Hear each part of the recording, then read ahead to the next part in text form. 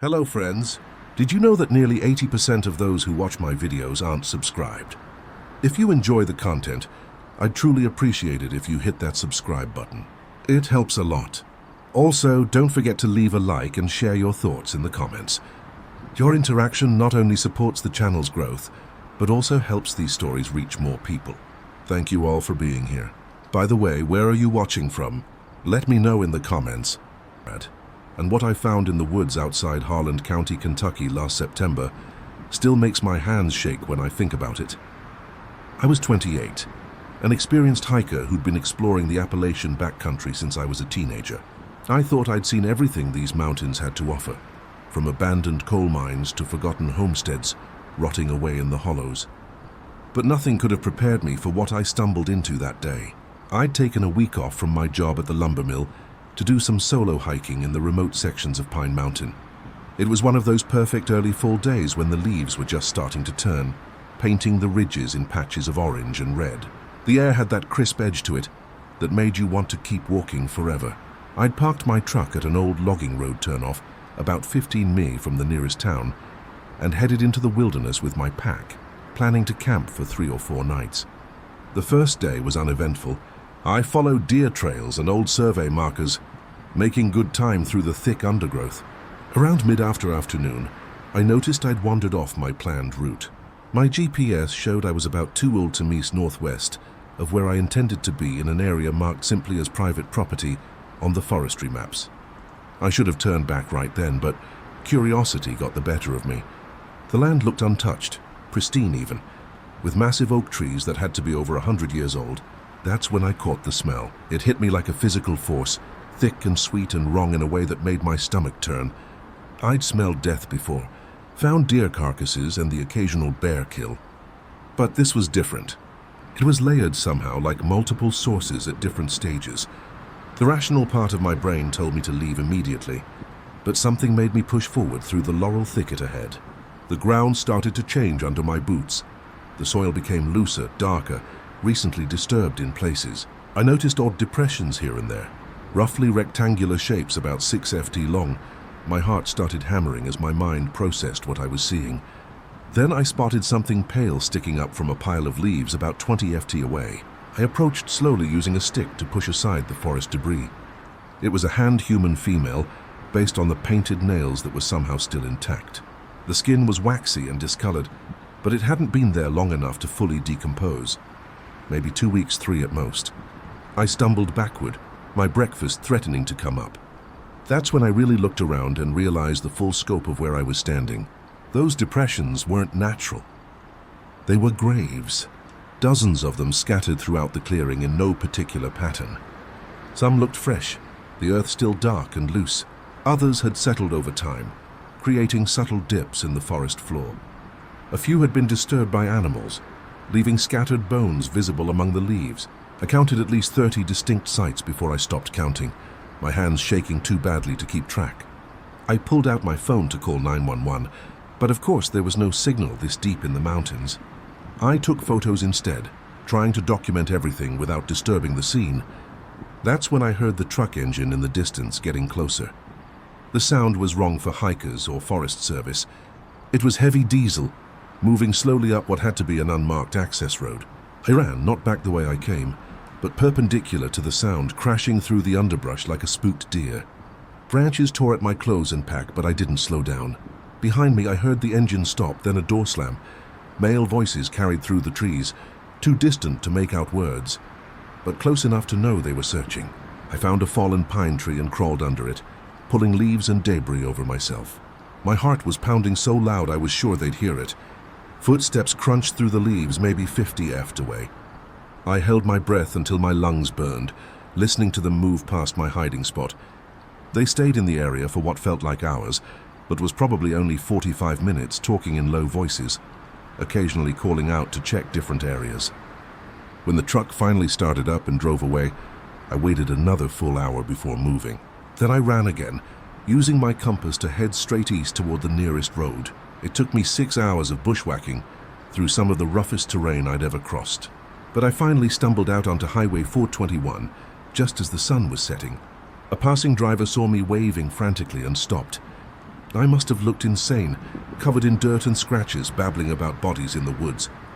The state police took my report seriously once I showed them the photos. They had me guide them back to the general area the next day, though I refused to get too close. The search teams found the site within hours. The news reports were vague, mentioning only that human remains had been discovered and that it was being investigated as a crime scene. But I heard from a cousin who worked dispatch that they'd found at least 43 bodies in various states of decomposition. The name Thaddeus Holbrook came up during the investigation. He owned that land, had for decades, though officially he lived 2 counties over.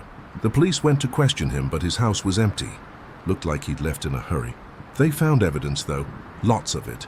Driver's licenses, jewelry, personal items from dozens of missing persons cases spanning 20 years. Many of the victims were drifters, sex workers, people whose disappearances hadn't been thoroughly investigated.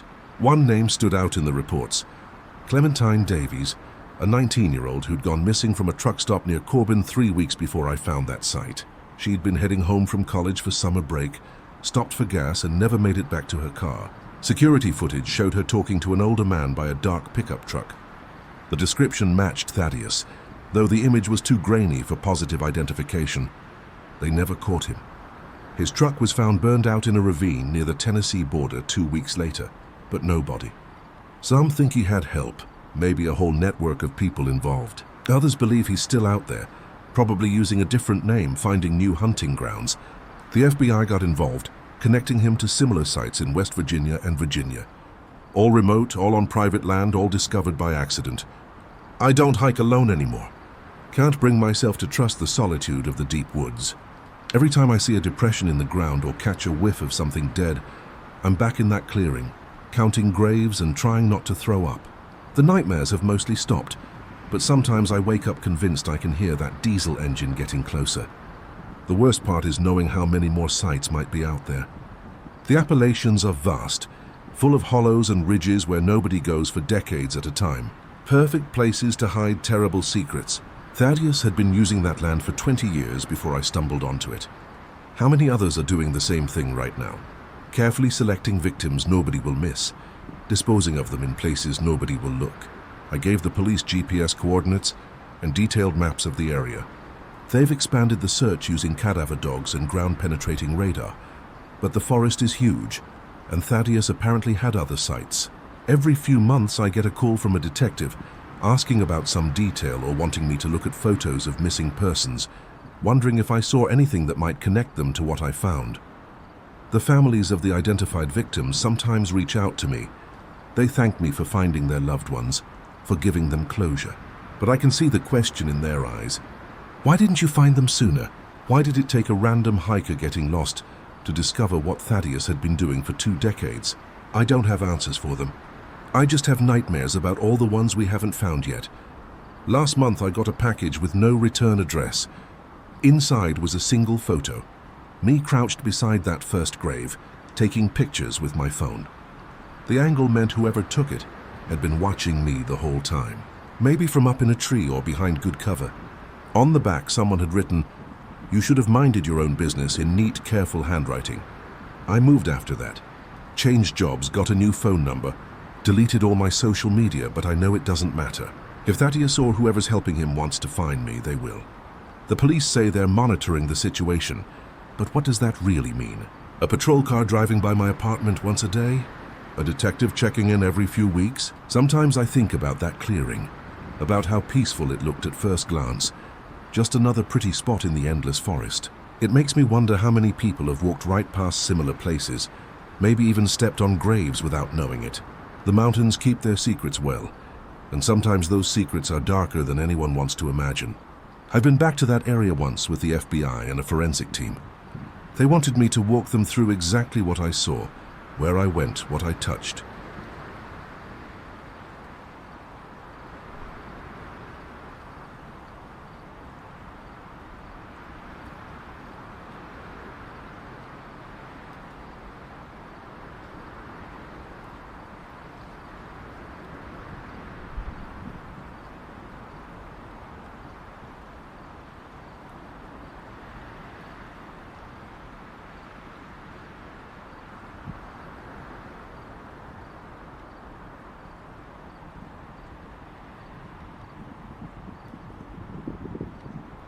The clearing had been transformed into a massive crime scene with numbered flags marking each grave, paths marked with tape. Investigators in white suits carefully excavating remains. It looked like something from a war zone or a genocide site, not a quiet spot in the Kentucky mountains. They found Clementine where the hand had been. She'd been strangled, the medical examiner said, probably at another location, and then brought there for burial. Her parents came to the site, despite police recommendations against it. Her mother collapsed when she saw the size of the burial ground, had to be carried back to the road. Her father just stood there staring at the flags, counting them over and over like he couldn't make the number make sense. The investigation revealed that Thaddeus had been methodical. He kept records, apparently, though they were in some kind of code the FBI is still trying to crack. Each victim had a number, a date, and what looked like coordinates. If they can decode it, they might find more sites, more victims, but Thaddeus himself remains a ghost. Despite one of the largest manhunts in Kentucky history, I think about him sometimes, wonders if he's watching the news coverage from wherever he's hiding. Does he feel pride at what he accomplished? Anger that his work was discovered? Or is he already starting over somewhere else, selecting a new piece of remote land, identifying new victims that nobody will miss? The thought keeps me awake at night, makes me jump at shadows and unexpected sounds. The locals in Harlan County don't talk about it much. When they do, it's in whispers, like speaking too loudly might summon something evil. Some of the old-timers claim they always knew something was off about that land, that animals avoided it, and birds wouldn't nest in the trees there. But that's probably just hindsight. People trying to make sense of something senseless. The truth is, nobody knew. Nobody suspected until I got lost that day. I've started seeing a therapist trying to process what I witnessed. She says I have PTSD, that it's normal given what I experienced. But how do you process something like that? How do you reconcile the beauty of the mountains with the horror they can hide? Every time I look at the tree-covered ridges now, I don't see peace in nature. I see potential crime scenes, unmarked graves, secrets waiting to be discovered. The FBI agent in charge of the case told me they've identified about 60% of the remains so far. Some date back to the early 2000s. Others are so degraded they might never be identified. They're using DNA databases, dental records, missing persons reports from multiple states. Each identification brings relief to a family, but also opens new wounds, new questions about how someone could disappear so completely for so long. There's talk of a memorial being built near the site, something to honor the victims. But the landowner who bought the property after it was seized from Thaddeus wants nothing to do with it. Can't blame him. Who'd want to own land with that kind of history? The place will probably be left to return to wilderness, the graves eventually becoming just another part of the forest floor, indistinguishable from the natural rises and dips of the mountain terrain. I keep the photo that was sent to me in a safety deposit box, evidence if anything happens to me. I've written letters to be opened if I disappear, explaining everything, naming names, providing GPS coordinates. Maybe I'm paranoid, but when you've seen what I've seen, paranoia starts to feel like wisdom. The mountains that once felt like home now feel like a threat, full of shadows and secrets, and men like Thaddeus, who know how to use the isolation to their advantage. Sometimes I dream about that clearing, but in the dreams I'm not alone. The graves are open, and the victims are standing beside them, watching me with those clouded, dead eyes. Clementine is always in front, still wearing the college sweatshirt she had on when she disappeared. She doesn't speak. None of them do, but I know what they're asking. Why didn't anyone find us sooner? Why did we have to wait so long? I don't have an answer for them, even in dreams.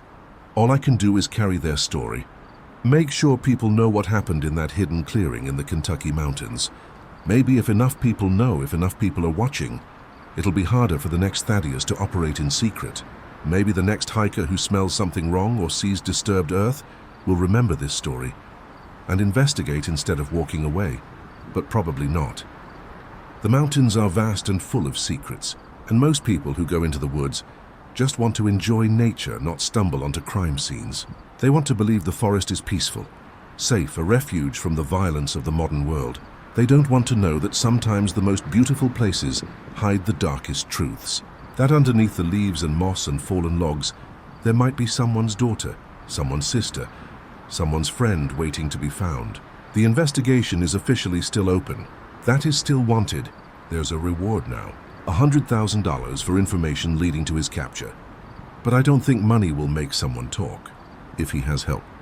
If there really is a network like the FB, I suspect they're bound by something stronger than greed. Maybe fear, maybe participation, maybe some twisted loyalty we can't understand. Whatever it is, it's kept them silent so far. I've thought about writing a book about it, but every time I sit down to start, I see that hand reaching up from the leaves and I can't continue. Some stories need to be told, but that doesn't make them any easier to tell. For now, I just try to live normally, go to work, pay my bills, pretend I'm not constantly looking over my shoulder. But normal is relative when you've seen what humans are capable of. When you know what might be hidden just off the trail in any patch of woods, the mountains haven't changed. They're still beautiful, still wild, still full of hidden places where anything could happen. But I've changed. I know now that beauty can hide horror, that isolation enables evil, that sometimes getting lost leads you exactly where you need to be, even if it's somewhere you never wanted to go. And I know that somewhere out there, probably not too far from where I'm sitting right now, there are more clearings like the one I found, more secrets waiting to be discovered, more victims hoping someone will stumble onto their unmarked graves and finally bring them home. The story isn't over. As long as Thaddeus is free, as long as there might be more sights, more victims, the story continues. Every missing person report from the Appalachian region makes me wonder if they've become his latest victim. Every unidentified body found in the woods could be connected to his network. The FBI says they're making progress, following leads, building a case, but Thaddeus has been doing this for at least 20 years. He's smart, careful, and he knows these mountains better than most. If anyone could disappear into the Appalachian and never be found, it's him. I still have the hiking boots I wore that day, sitting in a box in my closet. There's still mountain dirt in the treads, probably soil from that very clearing. I can't bring myself to clean them or throw them away. They're evidence, I tell myself, though evidence of what I'm not sure. Evidence that I was there, that it really happened, that those 43 people in counting didn't disappear into nothing. They were murdered, hidden, and might have stayed hidden forever if I hadn't gotten lost. Sometimes late at night, when the world is quiet and I can't sleep, I pull up maps of the Appalachians online and try to think like Thaddeus. Where would I hide bodies if I were him? What areas are remote enough, private enough, forgotten enough? The possible sites are endless. Every hollow, every abandoned property, every piece of land that's been in the same family for generations and never gets visitors. The mountains are perfect for keeping secrets, and we've only scratched the surface of what might be hidden there. The official victim count keeps growing as more remains are identified. Last week, they connected a jawbone to a missing person from 1999, a woman who'd been hitchhiking through Kentucky and simply vanished.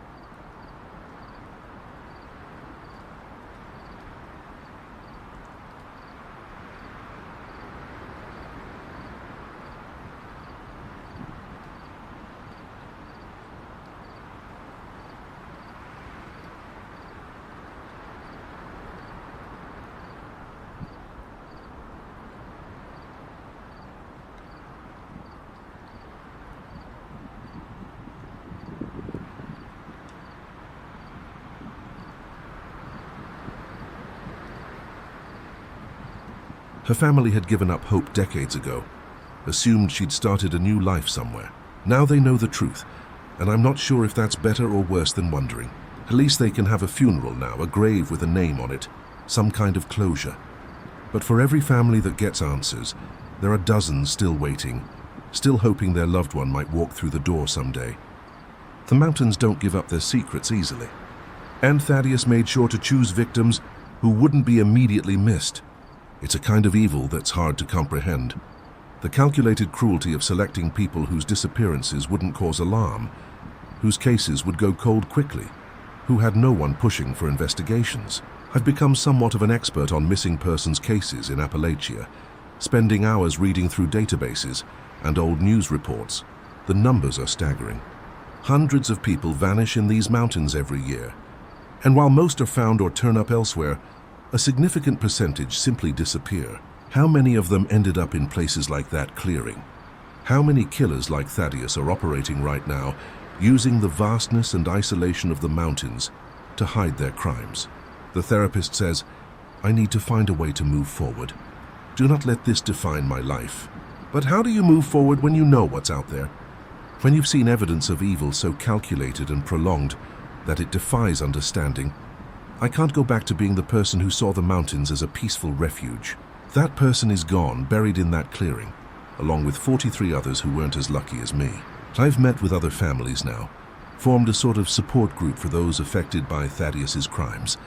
We meet once a month in a church basement in Lexington, sharing stories and updates, trying to make sense of our connection to this horror. Some are angry, some are broken, some are determined to see justice done. All of us are changed, marked by our proximity to evil we didn't know existed until it touched our lives. There's a woman named Sarah whose daughter went missing 5 years ago. The remains haven't been identified yet, but Sarah is convinced her daughter is among them. She drives up to the site regularly, she tells us, just sits in her car at the road and stares into the woods. She says she can feel her daughter there, calling to her, asking to be found. The FBI has tested DNA from the unidentified remains against Sarah's, but so far no match. She keeps hoping, keeps visiting, keeps feeling that pull toward that cursed piece of land. Another man, Robert, lost his brother in 2003. The identification was confirmed last month. His brother had been struggling with addiction, living on the streets, the kind of person society overlooks. Robert had tried to find him for years, hired private investigators, put up posters, never gave up hope. Now he knows his brother died within weeks of disappearing, probably picked up by Thaddeus at a truck stop or rest area. Promised work, or a ride, or just a meal. The cruelty of it, the exploitation of vulnerability, makes Robert's hands shake with rage every time he talks about it. We all handle it differently. Some have become advocates for missing persons, pushing for better investigations and more resources. Others have retreated from the world, unable to trust anyone after learning what people are capable of. I fall somewhere in between, trying to honor the victims by telling their story, while also protecting myself from being consumed by the darkness of it all. The clearing itself has been excavated and examined so thoroughly that it barely resembles the place I stumbled into that day. The FBI says they're done with the physical investigation, that they've found all the remains that can be found there. But I wonder if they really got everyone. The mountains have a way of shifting things, of hiding and revealing according to their own timeline. Maybe in 10 years, 20, someone will find another bone, another clue, another piece of the puzzle. I've been asked to testify if they ever catch Thaddeus, to describe what I saw, how I found it, the impact it's had. I've agreed, though the thought of seeing him in person, of being in the same room as someone capable of such prolonged evil, terrifies me. But I owe it to the victims, to their families, to everyone who's been affected by his crimes. My testimony might be the thing that ensures he never hurts anyone again. The story has largely faded from the national news, replaced by other tragedies, other horrors. But in the communities around the Appalachian, it's still very present. People are more careful now, less trusting of strangers, more aware of the dangers that might be lurking in the seemingly peaceful mountains. Parents don't let their kids camp alone anymore. Hikers travel in groups. The innocence that once characterized these small mountain towns is gone. Another casualty of Thaddeus's crimes. I think that's what I mourn most beyond the obvious tragedy of the lives lost. It's the loss of that feeling of safety in nature, that trust in the goodness of these mountains, and the people who live in them. That didn't just kill 43 people. He poisoned the entire region with fear and suspicion. Every stranger is now a potential threat. Every remote piece of land might hide terrible secrets. Every person who goes missing might be another victim. The mountains themselves remain unchanged, indifferent to human suffering. They'll outlast all of us, keeping their secrets long after everyone involved in this case is gone. New trees will grow over that clearing. New layers of leaves will cover the disturbed ground, and eventually it will look like any other piece of forest. But I'll always know what happened there. I'll always carry the weight of what I discovered. And I'll always wonder how many more clearings like that one are waiting to be found. How many more Thaddeus Holbrooks are out there, patient and methodical, using the vast wilderness of Appalachia to hide their crimes. The search continues both for Thaddeus and for answers. The FBI maintains he's still alive, possibly living under an assumed identity somewhere in the region. They've had reported sightings from Tennessee to West Virginia, but nothing concrete. He's become something of a boogeyman in local folklore. The killer in the woods that parents used to scare their children into being careful. But he's not a myth or a legend. He's a real person who did real evil, and he's still out there somewhere. I keep hiking, though never alone, and never too far from civilization. The mountains are still beautiful, still capable of taking your breath away with their majesty, but now I see them differently. I see the darkness that can hide in all that beauty, the evil that can flourish in isolation, the horrors that can remain undiscovered for decades. Every step I take on those trails is shadowed by the memory of that day. That clearing, that hand reaching up from the leaves as if begging to finally be found. This is my story. The story of how a simple hiking trip turned into the discovery of one of the worst serial killing sites in Appalachian history. It's a story I wish I didn't have to tell, but one that needs to be told because somewhere out there, Thaddeus is still free. Somewhere out there might be more victims. And somewhere out there, another hiker might stumble onto something they wish they hadn't seen. When they do, I hope they're braver than I was. I hope they do more than just run. I hope they help bring justice to those who can no longer seek it for themselves. The mountains keep their secrets, but sometimes if we're unlucky enough, they reveal them to us. And once you've seen what I've seen, you can never really leave those woods behind. They follow you, haunt you, change you in ways you never expected. I found more than bodies in that clearing. I found the dark heart of these mountains, the evil that can flourish when nobody's watching, the price of isolation and indifference. And now, whether I wanted it or not, that knowledge is part of me forever, as permanent as the mountains themselves.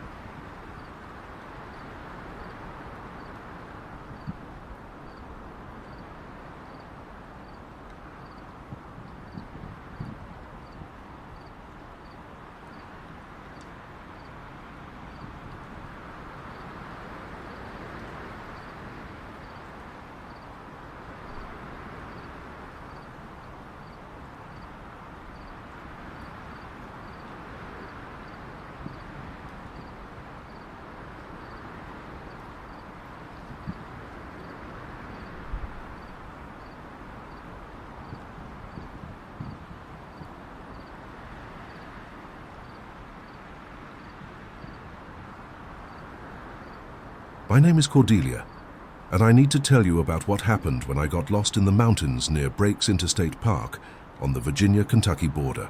This was 3 months ago in June, and I'm only now able to talk about it without my hands shaking uncontrollably. I was 31, a nurse from Richmond, and I'd gone camping alone to clear my head after a particularly rough stretch at the hospital. I thought a few days in nature would help me reset. Instead, I found something that made me question everything I thought I knew about the people living in these mountains. I'd been hiking for 2 days, following marked trails and camping at designated sites. On the third morning, I decided to venture slightly off trail to photograph a waterfall I could hear in the distance. It was a stupid decision. The sound of water echoed strangely in the mountains, and what seemed like a short detour turned into hours of bushwhacking through increasingly dense forest. By the time I admitted I was lost, the sun was already past its peak and nothing around me looked familiar. My phone had no signal, which wasn't surprising this deep in the wilderness. My GPS unit, however, was working, showing me approximately where I was, but not how to get back to any trail. I could see I was about 4 miles from the nearest marked path, but those 4 miles might as well have been 40 given the terrain. Steep ridges, thick rhododendron hills, and ravines that appeared suddenly made direct travel impossible. I had to pick my way carefully, constantly adjusting my route. As the sun started setting, panic began creeping in. I had supplies for several more days, but being lost in the Appalachian at night is a different kind of frightening. These mountains have a way of making you feel completely insignificant, like you could disappear and never be found. I was looking for any flat spot to set up my emergency shelter when I smelled wood smoke. Where there's smoke, there's people. I thought maybe someone who could point me toward a road or trail. I followed the smell for maybe 20 minutes, climbing over a small ridge. That's when I saw the buildings. It wasn't a town or even a proper homestead, more like a collection of structures that had grown organically over decades. There was a main cabin, several smaller shacks, and what looked like converted trailers, all connected by covered walkways made from salvaged materials. Smoke rose from multiple chimneys, and I could see lights in some windows, the warm glow of oil lamps rather than electricity. I approached carefully, calling out, "Hello, anyone home? I'm lost and need help." A dog started barking, then another, then what sounded like a whole pack. They weren't the friendly barks of pets, but the aggressive warnings of guard dogs. I stopped at what seemed like a safe distance, continuing to call out, explaining my situation. The barking intensified, but no one appeared. Then the dogs went silent all at once, like someone had given a command. A door opened in the main cabin and a man stepped out. Even from 50 FT away, I could tell something was off about him. He was tall but hunched, moving with an odd shuffling gait. As he got closer, I saw his face was asymmetrical, one eye significantly lower than the other, his jaw jutting to the side. When he spoke, his words were slurred but understandable. "You lost?" he asked, and I nodded, explaining about the waterfall and losing the trail.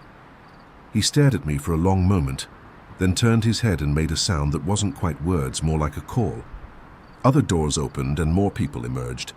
Men, women, children, maybe 15 in total, all sharing similar features, the same facial asymmetry, the same shuffling walk, the same pale, almost translucent skin that looked like it rarely saw sunlight. An older man, who I assumed was the patriarch, approached. He introduced himself as Zebulon, speaking slowly and carefully like someone who didn't talk to outsiders often. He said I'd wandered onto their property, that they didn't get visitors, that the nearest road was a day's walk through difficult terrain. The way he said it made it clear that leaving tonight wasn't an option. When I asked if I could use a phone or radio, he shook his head. "Don't hold with those things," he said. A woman emerged from the main cabin, younger than Zebulon but older than me, maybe 40.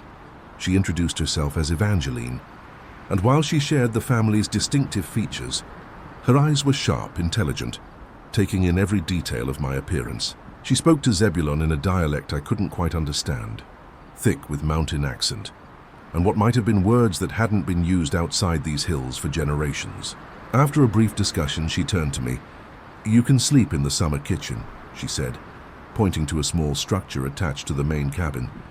"Come morning, someone will show you the way out." Her tone made it clear this wasn't an offer, but a statement of what would happen. I didn't have much choice. The forest was already dark, and attempting to navigate at night would be suicide. The summer kitchen was basically a screened porch, with a wood stove and some basic furniture. It was clean but sparse, smelling of old wood and smoke. Evangeline brought me a plate of food, some kind of stew with meat I couldn't identify, and vegetables from what I assumed was their garden. I was hungry enough not to ask questions. She watched me eat, not speaking, just observing with those intelligent eyes. "You from the city?" she finally asked. And when I said yes, she nodded like that explained everything. "City folk get lost up here regular. Mountains don't care who you are or where you're from. They take who they want." It sounded like a warning, though I wasn't sure if she meant the mountains or something else. She left me with an oil lamp and a thick quilt that smelled like mothballs and age. I couldn't sleep. Through the screens I could hear the family moving around, talking in their thick dialect. Children playing despite the late hour. Their voices had a strange quality, some thick and slurred, others high-pitched and sharp. Around midnight the activity died down. But then I heard something else. Singing or maybe chanting coming from somewhere deeper in the compound. Multiple voices in harmony, but the melody was unlike anything I'd heard. Not quite music, more like communication. I got up to look through the screen and saw them gathered in a clearing between buildings. They were standing in a circle, holding hands, swaying slightly. In the center was something covered with a tarp. As I watched, Zebulon pulled the tarp away, revealing what looked like medical equipment. Old stuff maybe from the 70s or 80s. An examination table, IV stands, machines I couldn't identify in the darkness. The sight of it made my skin crawl. Why did an isolated mountain family have medical equipment? The ritual, if that's what it was, continued for another hour. Then they covered everything back up and dispersed to their various buildings.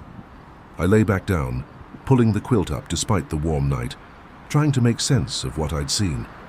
When I finally dozed off, I had strange dreams about being on that examination table, while faces with asymmetrical features looked down at me, discussing me in words I couldn't understand. I woke to find a child staring at me through the screen. She couldn't have been more than 6, with the family's distinctive features even more pronounced in her young face. Her head was slightly too large for her body, her eyes spaced too far apart.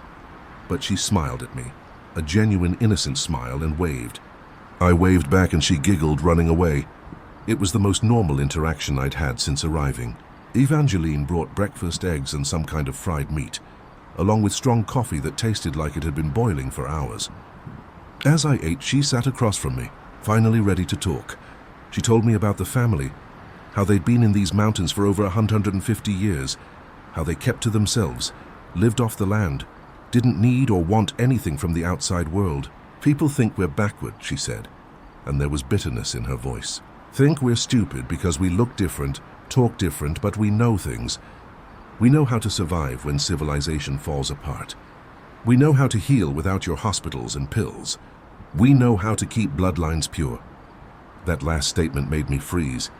She noticed my reaction and laughed, but it wasn't a pleasant sound. You think we chose this? She gestured at her face. Generation after generation, marrying cousins, siblings sometimes because there was no one else. The mountain kept us isolated, and isolation has a price. But we're still here, still strong. Your city's full of mixed blood. They're the ones getting weaker. We might look different, but we survive. We endure. I didn't know how to respond to that. Part of me was horrified by the casual admission of incest, but another part recognized the tragedy of it. These people hadn't chosen isolation. It had been forced on them by geography and circumstance. Generation after generation of limited options had led to this, a family tree that didn't branch, but twisted back on itself repeatedly. She must have seen the pity in my... The walls were covered with photographs, decades of family pictures, showing the progression of their isolation, each generation showing more pronounced effects of inbreeding. Zebulon was in what appeared to be a study surrounded by books and papers. Many of the books were medical texts, old ones, and notebooks filled with handwritten observations. He gestured for me to sit and began talking about the family's history, how his great-great-grandfather had been a doctor who came to the mountains to study mineral springs and never left. How that medical knowledge had been passed down, adapted, evolved to deal with their unique situation. We've documented everything, he said, showing me notebooks filled with careful records of births, deaths, medical conditions. Every child born, we record their differences. Every illness, we document treatment and outcome. We're not ignorant hill people. We're survivors and we're scientists in our own way. The notebooks were fascinating and disturbing. Generations of genetic deterioration, carefully catalogued alongside folk remedies and legitimate medical procedures. He showed me a more recent notebook, and I recognized some of the conditions described. Genetic disorders I'd seen in textbooks, but rarely in person. They were tracking patterns, trying to predict which pairings might produce healthier offspring, attempting to manage their limited gene pool scientifically. It was both impressive and heartbreaking. A family trying to use knowledge to fight against biological inevitability. Why are you showing me this? I asked. And Zebulon exchanged a look with Evangeline. Because you're a nurse, he said, and I felt my blood chill. I hadn't told them that. Your bag, the way you looked at our medical equipment, the way you've been observing our family. We know a medical professional when we see one. He leaned forward, his oemetrical face intense. "We need outside blood," he said bluntly. "Occasionally someone joins us voluntarily.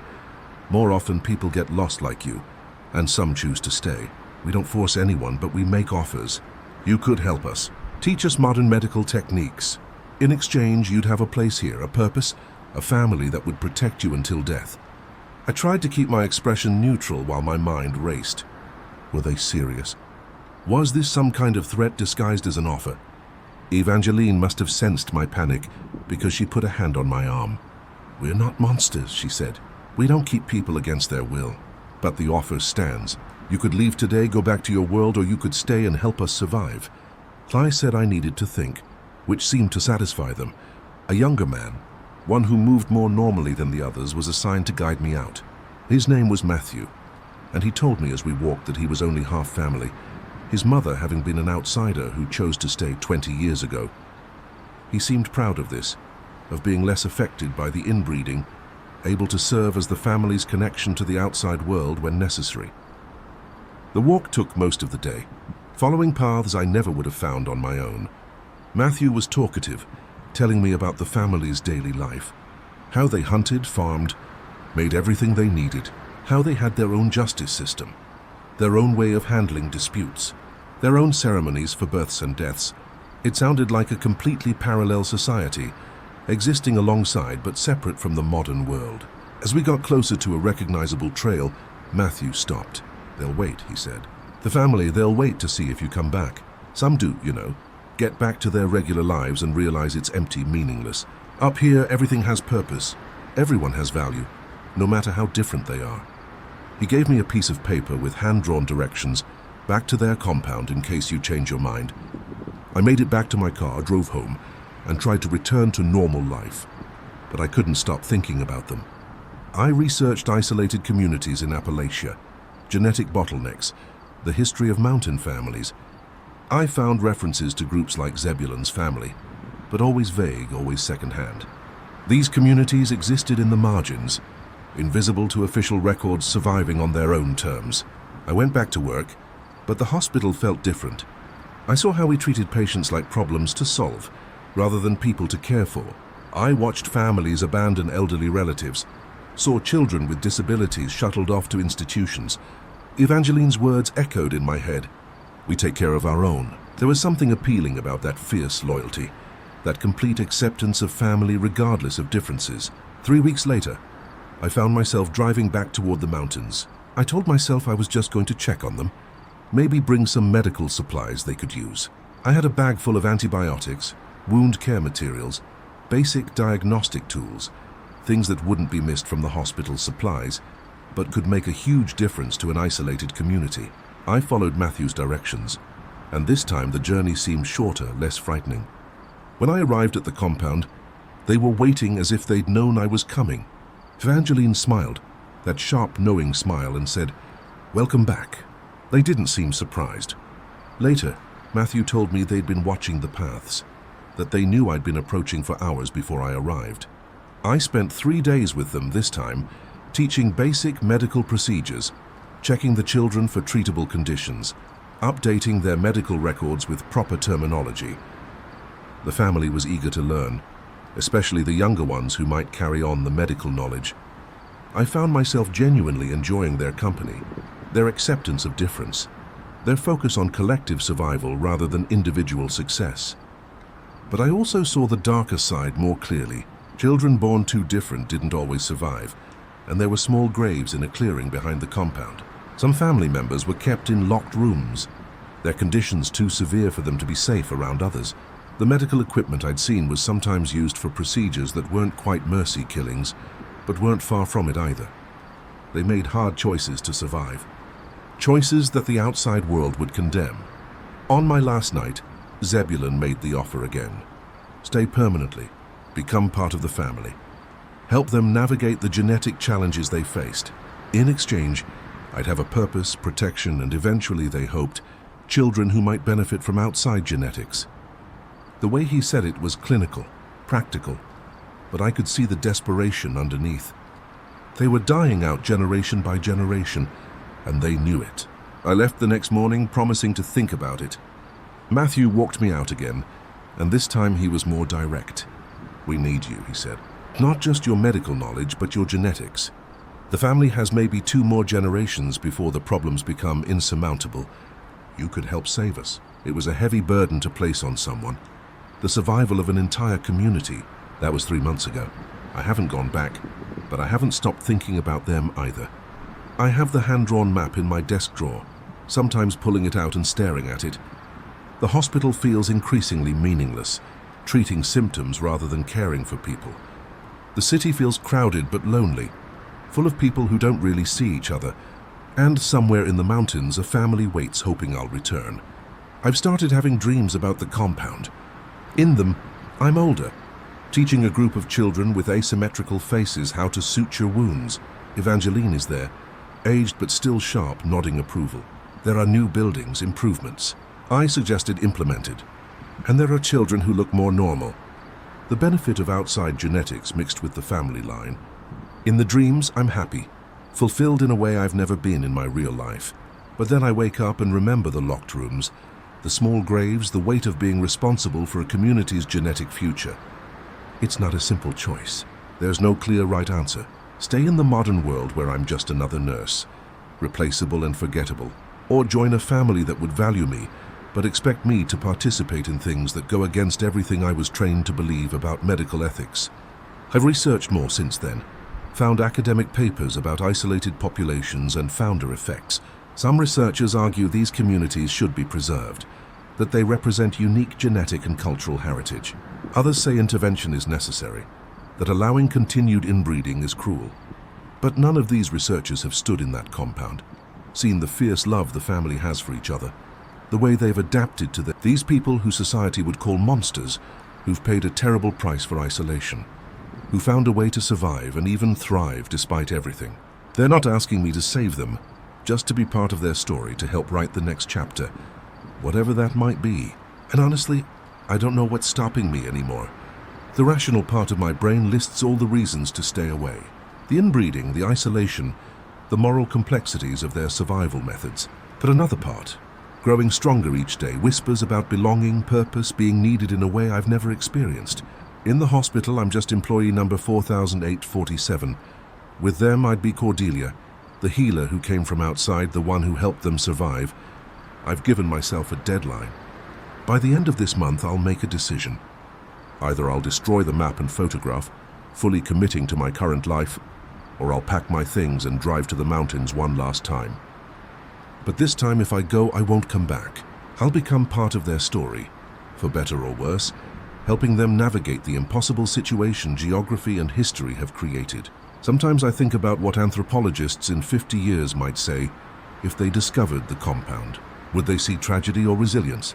Would they understand the choices that were made, the prices that were paid? Would they judge the family for their methods or admire them for their survival? And what would they think of me, the outsider who chose to join them, who brought new genetics but also became complicit in their isolation? The family doesn't use calendars the way we do. Matthew told me they mark time by births and deaths, by seasons and harvests, by the slow generational changes in their genetic makeup. In their timeline, I'm already part of their history. The nurse who came twice who might come again. They're patient in a way modern society isn't willing to wait years for the right person to join them. And apparently I'm the right person, or at least right enough. I've started preparing just in case, getting my affairs in order, researching what medical supplies would be most useful, learning about traditional mountain remedies that might complement modern medicine. I've even started studying genetics more seriously, trying to understand what combinations might give their children the best chance. If I go, I want to be truly helpful, not just another mouth to feed. The truth is, I've probably already made my decision. The fact that I'm preparing, that I keep the map and photograph, that I dream about the compound more nights than not, it all points to one conclusion. The modern world has nothing to hold me here.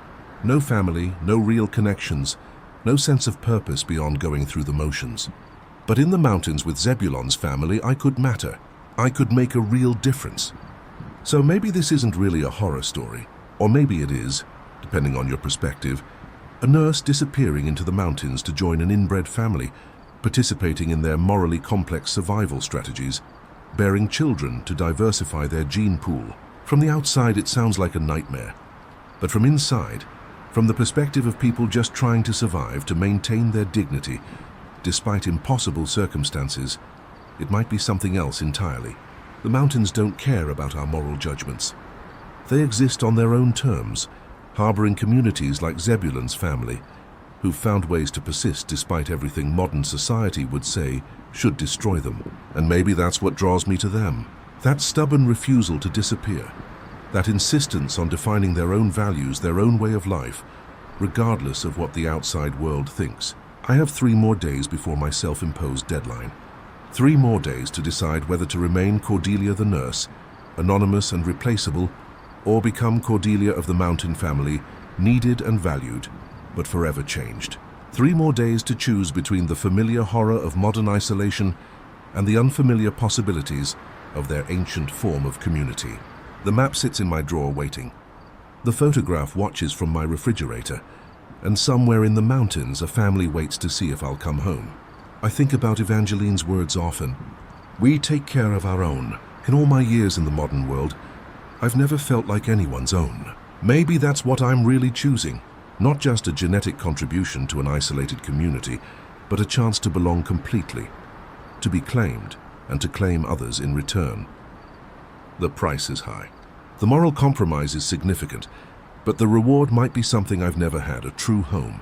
The story doesn't have an ending yet. Maybe it never will.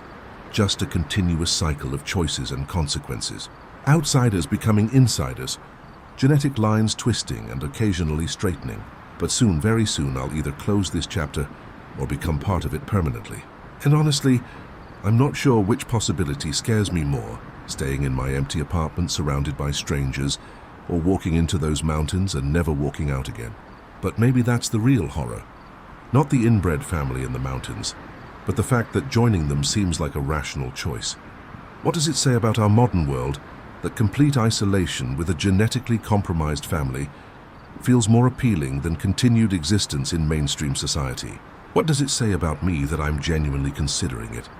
These are questions I can't answer. Questions that keep me awake at night. Questions that might soon become irrelevant. The mountains are calling. The family is waiting, and I'm running out of reasons to resist. Maybe by the time you read this, I'll already be gone. Another disappearance in the Appalachian.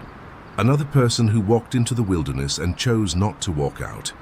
Or maybe I'll be in my apartment, having destroyed the map, trying to convince myself I made the right choice. Either way, the family will persist, waiting for the next lost soul who might become their salvation. This is my story, or at least the part of it I can tell so far. Whether it's a cautionary tale or an invitation depends on who you are and what you're looking for. But if you ever find yourself lost in the mountains near the Virginia-Kentucky border, and you smell wood smoke and hear voices speaking in an ancient dialect, you have a choice to make. You can run back to the marked trails, back to safety and normally. Or you can follow the smoke, meet the family, and discover that monsters and salvation sometimes wear the same face. The choice is yours just as it's mine, but choose carefully because some paths once taken don't lead back to where you started. Some families once joined don't let you go. Not because they force you to stay, but because after seeing how they live, how they love, how they survive, the outside world never feels quite real again. And that might be the most terrifying truth of all. My name is Lysander, and I'm about to share something that happened to me last April in the Daniel Boone National Forest in eastern Kentucky. I was 35, divorced, and had taken up solo camping as a way to deal with the loneliness. There's something about being intentionally alone in nature that makes unintentional loneliness in civilization more bearable. I'd been doing weekend trips for about 2 years, gradually venturing deeper into the backcountry, away from the popular trails where you might run into other people. That particular trip was supposed to be 4 days, Thursday through Sunday, in a section of the forest I'd never explored before. I'd driven down from Lexington, parked at a pull-off near the Red River Gorge, and hiked in about 8 miles to set up my base camp. The area was perfect, exactly what I was looking for. Dense forest, no cell service, no trail markers, just me and the wilderness. I'd even seen some signs of wildlife, including deer tracks and what might have been black bear scat, though it was old and dried out. I spent the first day exploring the immediate area, finding a decent water source about a 4 mile from my camp, and identifying landmarks so I wouldn't get lost. The second day, Friday, I decided to push further out, following a ridgeline that seemed to run roughly parallel to where I thought the main trail system was. I was maybe 3 ME from my camp when I heard the first unusual sound. It was a metal clang, sharp and definitely not natural. Sound carries strangely in the mountains, but this was close, maybe a few hundred yards through the trees. Then I heard voices, multiple people talking, though I couldn't make out words. My first thought was that I'd stumbled near another group of campers, though it seemed odd given how remote we were. But something made me approach carefully rather than calling out a greeting.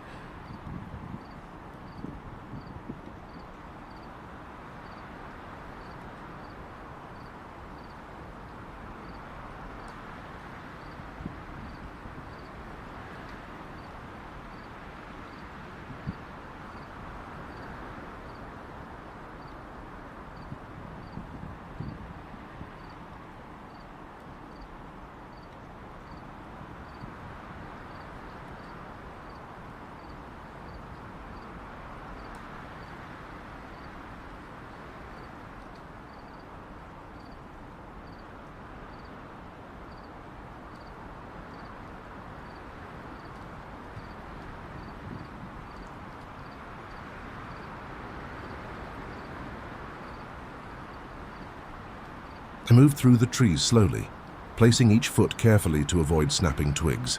As I got closer, the voices became clearer and I realized they weren't speaking English. It sounded like Spanish, maybe some Eastern European language mixed in. Then I saw the first structure through the trees, a camouflaged tarp stretched between trees. Military surplus by the look of it. Beyond that, more tarps, some actual tents, all in earth tones that blended into the forest. I crept closer, using a large oak tree as cover, and that's when I saw them. People in a cleared area, but something was wrong with the picture. Some were sitting on the ground in a group, heads down, not moving much. Others were standing around them, clearly in charge, carrying what looked like rifles. My blood went cold as my brain processed what I was seeing. This wasn't a camping trip or some survivalist group. This was something much worse. One of the standing men, tall with a grey beard, was clearly the leader. I'd later learn his name was Bartholomew, though at the time he was just the man whose voice carried authority when he spoke. He was giving orders in accented English, something about moving them tomorrow, about buyers waiting, about keeping them quiet. The people on the ground, I counted maybe 12, were mostly women, some looking barely out of their teens and a few men. All looked exhausted, dirty, defeated. Then I saw her. A young woman, maybe 22 or 23, with tangled dark hair and a bruised face. She was sitting slightly apart from the others, and something about her posture suggested she hadn't been there as long, hadn't been broken yet. I'd later learn her name was Serafina, that she'd been grabbed from a rest stop in West Virginia 5 days earlier, told she was being arrested, then brought here when she realized the men weren't really police. I started backing away slowly, my mind racing. I needed to get help. Get to somewhere with cell service, contact the authorities. But as I turned, my foot caught a root and I stumbled, catching myself against a tree with a noise that seemed impossibly loud in the quiet forest. I froze, hoping they hadn't heard, but someone shouted, and I heard footsteps crashing through the underbrush toward me. I ran. No attempt at stealth now, just pure flight instinct. Behind me, I could hear at least 2 people pursuing, shouting to each other in that mix of languages. I had the advantage of having explored this area the day before, knowing where the steep drops were, where the rhododendron thicket would slow them down. But they were motivated and probably in better shape than a 35-year-old office worker who thought camping made him outdoorsy. I made it back to my camp and didn't stop, just grabbed my pack on the run and kept going. I could still hear them behind me, closer now. The ridgeline dropped off sharply to the left, almost a cliff, and I knew they'd expect me to go right toward the easier terrain. Instead, I went left, half sliding, half falling down the steep slope, using saplings to control my descent. I heard them reach the top, arguing about which way I'd gone. At the bottom was a creek, and I splashed through it, then doubled back, walking in the water for maybe 100 yards, before climbing out on the same side I'd entered. It's an old trick. Probably wouldn't fool an experienced tracker, but these guys were hired muscle, not woodsmen. I found a cluster of large rocks with a gap between them, almost a small cave, and wedged myself in, pulling leaves and branches over the entrance. I stayed there for hours, barely breathing, listening. Twice I heard footsteps pass nearby. Once, so close I could hear the man muttering to himself in what sounded like Russian. As darkness fell, I finally heard them moving away back toward their camp. I waited another hour, then carefully extracted myself and started moving again. This time, more carefully, using my compass to head what I hoped was towards civilization. I walked all night, stumbling in the darkness, too afraid to use my flashlight except for brief moments to check my compass. By dawn, I was exhausted, dehydrated, and completely lost. But I kept moving, knowing that somewhere behind me was that camp, those armed men, and those people who needed help. The forest seemed endless. Ridge after ridge, hollow after hollow, all looking the same in the gray morning light. Finally, around noon on Saturday, I heard traffic. I'd reached a road, not a major one, but paved and with the occasional car passing. I flagged down a pickup truck and the driver, an older man who looked like he'd lived in these mountains his whole life, took one look at my condition and drove me straight to the nearest town with a police station. I told my story to increasingly skeptical officers until I mentioned the armed men and possible trafficking victims. Then suddenly everyone was taking me very seriously. The problem was I couldn't tell them exactly where the camp was. I'd been lost when I found it, and my flight had been pure panic, not careful navigation. I could give them a general area, maybe 4 or 5 square miles, but in that terrain it might as well have been 100. They brought in state police, then federal agents. But by the time they organized a search, it was Sunday, 3 days after I'd seen the camp. They found it, or what was left of it. The tarps were gone, the cleared area already being reclaimed by forest debris. But there were signs, fire pits hastily covered, paths worn by multiple feet, trash buried but not well enough. And one thing that made my blood run cold, a woman's shoe, just one, half buried in leaves. It looked new, expensive, the kind of thing someone might wear to a job interview or a date. Completely out of place in these woods. The FBI took over the investigation. They found tire tracks on an old logging road about a mile from the campsite, evidence that multiple vehicles had been there recently. They brought in dogs, forensic teams, even helicopters with thermal imaging, but whoever had been there was long gone. They'd had plenty of time to clean up and move out while I was stumbling through the forest trying to find help. They interviewed me multiple times, had me work with a sketch artist to describe the men I'd seen, especially Bartholomew. The sketches were distributed, but no one recognized them. These weren't locals. They were professionals who'd chosen this spot specifically because it was so remote. The FBI agent in charge told me they'd seen similar camps in other states, temporary holding sites for trafficking victims before they were moved to their final destinations. What haunts me most is thinking about Serafina and the others. Where are they now? The FBI said victims from these operations usually end up in forced labor or worse, scattered across the country or even internationally. They become ghosts, people who officially don't exist anymore, their families never knowing what happened to them. Some escape years later, traumatized beyond comprehension. Most are never seen again. I gave the FBI everything I could remember. The languages I'd heard, the number of people, the equipment I'd seen, even the brand of tarp they'd used. Every detail might matter, might be the thing that connects this camp to another. That helps them find the network. But it feels like dropping pebbles into an ocean, tiny impacts in something vast and dark that I'd only glimpsed the edge of. They put me in touch with a victim's advocate, someone who specialized in trafficking cases. She told me that what I'd done running for help was the right thing, even though it felt like abandoning those people. You couldn't have saved them alone, she said. These operations have armed guards for a reason. If you'd tried to be a hero, you'd just be another missing person. It was logical, but it didn't make me feel better. I started researching human trafficking after that, trying to understand what I'd witnessed.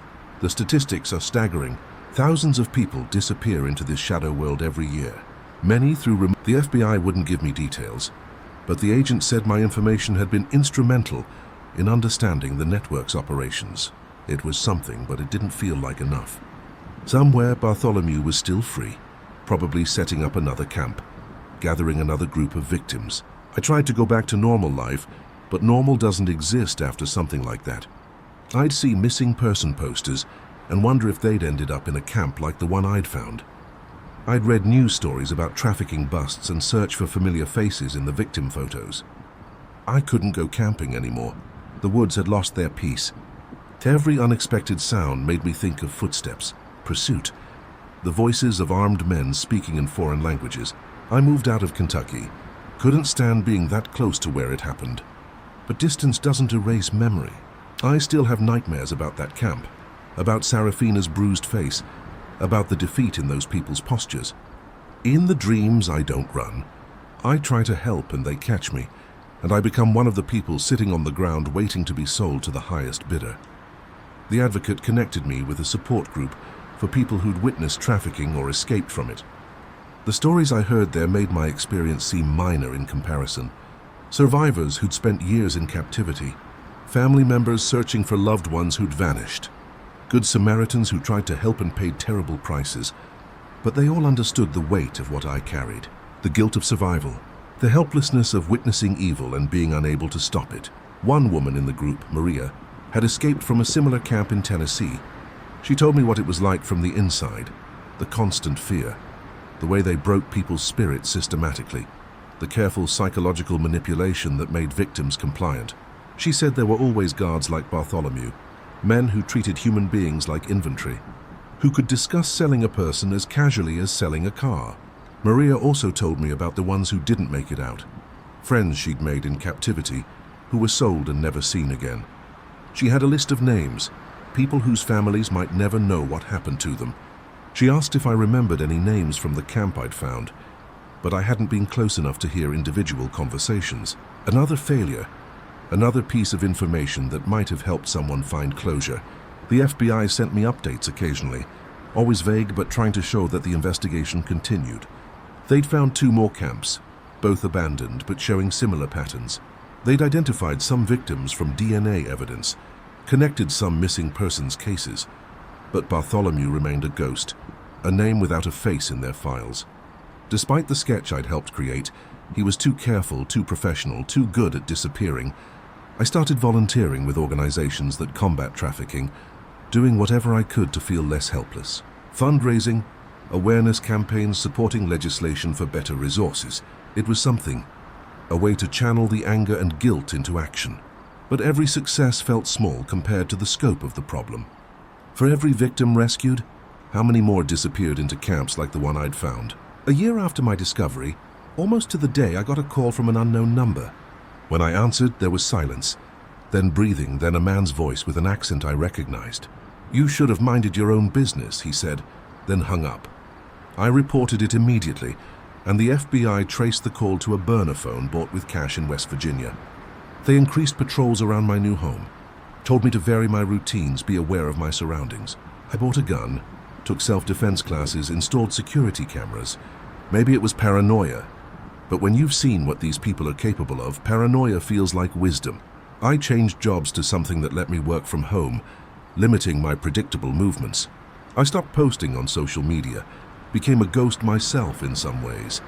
If they were watching, I wanted to be as boring and unpredictable a target as possible. 6 months ago, there was a major bust in North Carolina. 17 arrests, 43 victims rescued, a whole network dismantled. The news showed photos of the arrested, and there he was. Bartholomew, though that wasn't his real name, it was Dimitri something. Originally from Moldova, wanted by Interpol for trafficking operations across 3 continents. My sketch had helped identify him when he was caught on a security camera near one of the camps. He was convicted on multiple charges, sentenced to life without parole. At the sentencing, some of the survivors spoke, including a young woman named Serafina. The same Serafina I'd seen that day, though she looked different now. Healthier, but with eyes that had seen too much. She talked about the camps, the fear, the dehumanization, but also about the people who'd helped along the way, including someone who'd spotted their camp and alerted authorities. The prosecutor contacted me after, said Serafina wanted to thank me if I was willing to meet. We met in a safe public place, both of us nervous, both of us carrying trauma from that camp in different ways. She told me she'd been held for 3 weeks total, moved between 4 different sites before the final bust freed her. She remembered the day I'd been spotted, the panic as they'd packed up and moved, the hope that maybe someone would find them. "You gave us hope," she said. Even though we were moved, even though it took longer knowing someone had seen us, that people were looking, it kept some of us from giving up completely. She's in therapy now, trying to rebuild her life, but she says the nightmares might never fully stop. We stayed in touch, two people forever connected by a few terrible minutes in the Kentucky woods. The campsite itself has been documented and mapped, now part of an FBI database of trafficking routes and holding areas. Rangers patrol it regularly, and there's talk of installing hidden cameras in vulnerable areas. It's a small step, but maybe it'll prevent another operation from using that spot. The forest is slowly reclaiming it, erasing the evidence of what happened there, which feels both right and wrong somehow. I still think about the others from that camp, the ones who weren't as lucky as Serafina. Some were identified and rescued in the North Carolina bust, but others simply vanished into the network, sold and resold until their trails went cold. The FBI estimates that camp had been used for at least 6 months before I found it, meaning dozens of people had passed through, each with their own story of how they'd ended up there. The trafficking network Bartholomew was part of is mostly dismantled now, but others have already taken its place. The demand doesn't stop, so the supply chains just shift and adapt. New camps, new routes, new victims.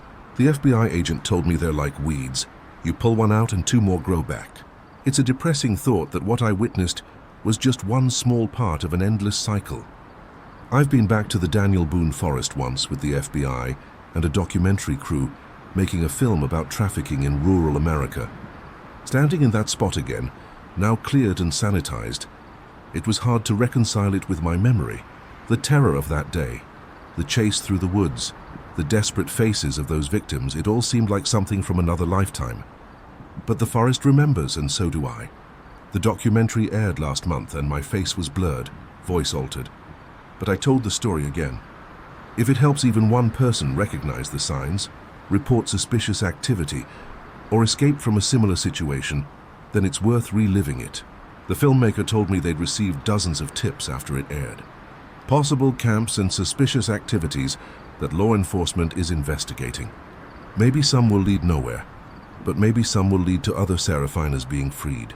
I've learned to live with the weight of what I witnessed, though it never fully goes away. Every missing person report, every news story about trafficking, every time I'm alone in the woods, it all comes back. But I've also learned that bearing witness has value. That sometimes just seeing evil and reporting it is a form of fighting back. I couldn't save those people myself, but my actions started a chain that eventually led to some of them being freed. The mountains are still beautiful, but I see them differently now. Every remote valley could hide a camp.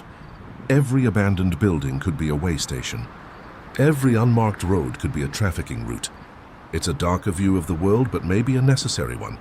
Evil thrives in ignorance and isolation. The more people who know what to look for, who are willing to get involved, the harder it becomes for operations like Bartholomew to function. I still carry guilt about running, about not doing more in the moment. The rational part of my brain knows I made the right choice, that confronting armed traffickers alone would have been suicide. But the emotional part remembers those faces, especially Serafina's, and wishes I could have done something more immediate. They tell me about the guards, the weapons, the violence that happened to those who tried to escape or resist. They paint a picture of what would have happened if I tried to intervene directly, and it always ends with me dead and them still captive. It helps, but the what-ifs still haunt the quiet moments. I've become someone who notices things now, maybe too much. Groups of people who seem out of place, vehicles parked in strange locations, anyone who seems to be controlling or monitoring others. I've called in suspicious activity 3 times since then, all false alarms, but the police say they'd rather check out 100 false alarms than miss one real situation. Vigilance is the price of living with this knowledge. The story doesn't have a clean ending. Bartholomew is in prison. Some victims were rescued, but the problem continues. Right now, as I tell this story, there are probably dozens of camps like the one I found, scattered throughout remote areas across the country. People are being held against their will, moved like cargo, sold like property. It's happening in the shadows of our national parks, our forests, our wilderness areas that we think of as pristine and peaceful. What I learned that day in the Daniel Boone Forest is that evil doesn't announce itself. It hides in plain sight, or in this case just out of sight, operating in the spaces we don't think to look. It counts on our isolation, our reluctance to get involved, our assumption that these things don't happen here, not in America, not in our beautiful forests, but they do happen more often than most people realize. If you're out there hiking, camping, exploring, and something seems wrong, trust that instinct. Don't try to be a hero, but don't ignore it either. Take pictures if you can do so safely. Note locations, remember details, and get to safety to report it. You might be wrong, it might be nothing, but you might also be the person who spots something that saves lives. The mountains are vast, but they're not empty, and sometimes what's hiding in them needs to be exposed. This is my story, the story of stumbling onto evil and living to tell about it. It's not a story I wanted to be part of, but it's one that needs to be told. Because somewhere out there another Lysander might be hiking, another Bartholomew might be operating, and another Serafina might be waiting for rescue. The more people who know, who watch, who are willing to act, the better chance we have of breaking these chains. The mountains will keep their secrets, but not all secrets should be kept. Some need to be dragged into the light, exposed and destroyed. That's what I try to remember when the guilt and trauma threaten to overwhelm me. I was just a lonely, divorced guy looking for peace in the wilderness. But I became a witness, a link in a chain that eventually led to justice for some and freedom for others. It's not enough. It's never enough. But it's something. And sometimes something is all we can do. Zeist, my name is Maximilian, and I need to tell you about what I found during a hunting trip in the Cherokee National Forest in Tennessee last November. I was 42. Had been hunting these mountains since I was a teenager with my father, and thought I knew every trail, every holler, every hidden spot where deer might bed down for the night. But there are parts of these mountains that aren't meant to be found, places that exist outside of maps and hiking guides, and I stumbled into one of them. I'd taken a week off work for rifle season, driving down from Knoxville with my gear and enough supplies to stay out for several days. The plan was simple. Set up a base camp near Indian Boundary Lake and hunt the ridges during the day, areas I'd scouted earlier in the year. The first 2 days were typical. Saw some does, but nothing worth taking. Spent my time mostly enjoying the solitude and the crisp mountain air that made every breath feel clean. On the third day, I decided to push deeper into a section I'd only hunted once before, about 7 metamaxes from any marked trail. It was rough terrain, the kind where you spend more time climbing over deadfall and navigating limestone outcroppings than actually hunting. But there had been good sign there during my scopes, scrapes, and rubs that suggested a mature buck was working the area. I left before dawn, using my headlamp to navigate the first mile of familiar ground. By mid-morning, I was following a game trail along a narrow ridge when I jumped a deer, just a flash of brown and white disappearing down the steep slope to my left. I knew better than to pursue directly, so I circled around trying to get below where I thought it might stop to look back. That's when I noticed the smell, faint at first, like old copper pennies mixed with something chemical, almost medicinal. The game trail I was following led to a small clearing where someone had built a structure. It wasn't a hunting blind or a shelter, but something more permanent, more deliberate. The walls were made from salvaged materials, including old road signs, sheet metal, and what looked like parts of a shipping container, all painted in camouflage patterns that made it nearly invisible until you were right on top of it. There was a door reinforced with metal brackets standing slightly open. I should have left immediately. Every instinct told me this was wrong and that nothing good could come from investigating further. But curiosity is a dangerous thing, and I'd always been too curious for my own good. I approached slowly, rifle ready, though I wasn't sure what I thought I might need to shoot. When I pushed the door open with the barrel of my gun, the smell hit me full force. That copper chemical stench mixed with something else, something organic and wrong. Inside was a nightmare. The space was maybe 12 by 12 FT, lit by battery-powered LED strips that gave everything a harsh clinical appearance. In the center was a metal table, the kind you might see in an old morgue with leather straps at the corners. The walls were covered with tools, some medical, some industrial, all clean and organized with obsessive precision. There were 4 stands, tubes, buckets, and things I didn't want to identify. But it was the photographs that made my stomach turn. Dozens of them pinned to a board on the far wall. People in various states of distress, all taken in this room. The photos were dated, going back years, and each had notes written in small, neat handwriting. Names, dates, duration, observations, clinical, detached, like someone documenting a science experiment rather than human suffering. One name appeared multiple times in recent entries: Oilia. The photographs showed a woman, maybe 30, with distinctive red hair. The progression was horrible to see from early photos, where she looked terrified, but intact to later ones I can't describe without feeling sick.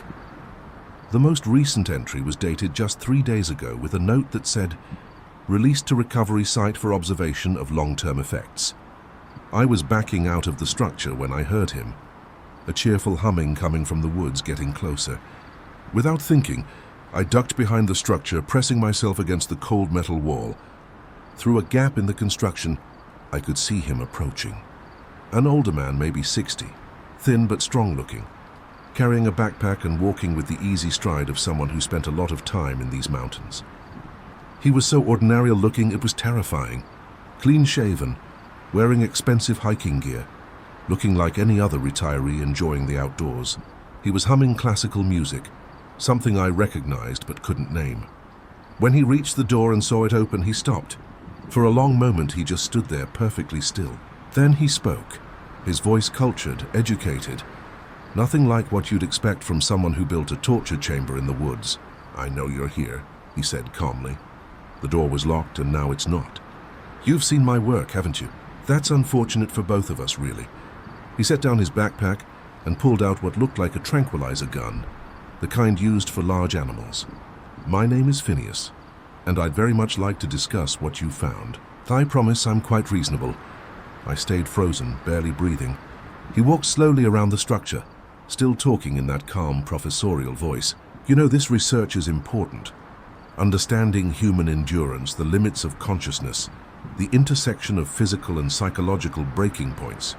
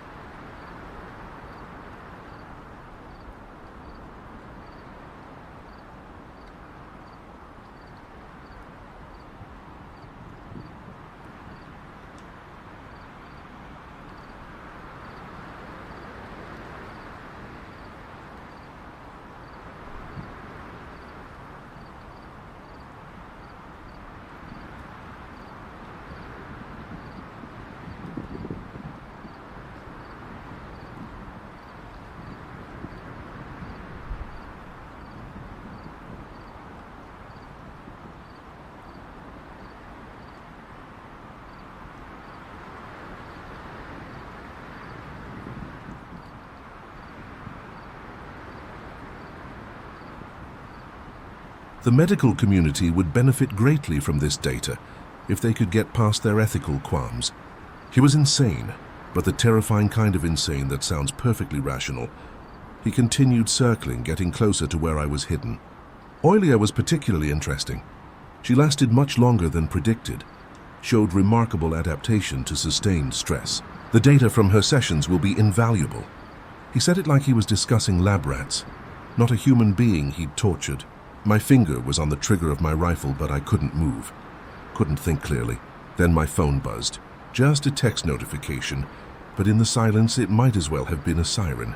Phineas spun toward my hiding spot, raising the tranquilizer gun. I didn't think, just reacted, diving to the side as I heard the soft puff of the gun firing. The dart hit the metal wall where I'd been standing. I ran, crashing through the underbrush, branches tearing at my clothes and face. Behind me I could hear him following, not running but walking steadily, calling out, "You can't get far. These woods are my home. I know every trail, every hiding spot." His voice echoed through the trees, sometimes sounding closer, sometimes farther. The acoustics of the mountains playing tricks. I ran without direction, just trying to put distance between us, my rifle banging against my back with each stride. I found myself in a rhododendron hell, those dense tangles of twisted branches that can stretch for acres. I dove in, crawling on my belly through gaps barely big enough for my body.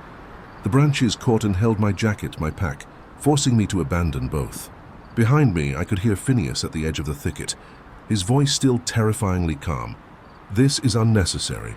I just want to talk to explain." I stayed in that thicket for hours, moving deeper whenever I heard him getting close. My hands were bloody from pulling myself through the sharp branches, my remaining clothes torn to shreds. As darkness fell, the sounds of pursuit finally stopped. But I didn't move, didn't trust the silence.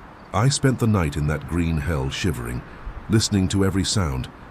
wondering if each crack of a twig was him coming back. At first light, I carefully extracted myself from the thicket and tried to get my bearings. I could see a ridge I recognized in the distance, maybe 3 mi away. I started moving toward it, staying off any obvious paths, stopping frequently to listen. My phone was dead. My GPS was in the pack I'd abandoned, and I had no weapon except a pocket knife. But I knew these mountains, or at least I knew them well enough to find my way out. It took me 8 hours to cover what should have been a 3-hour hike. Every sound made me freeze. Every open area had to be studied before crossing. When I finally reached a Forest Service road, I almost cried with relief. A park ranger truck came by about an hour later, and the ranger took one look at my condition and radioed for backup and medical assistance. The police response was massive.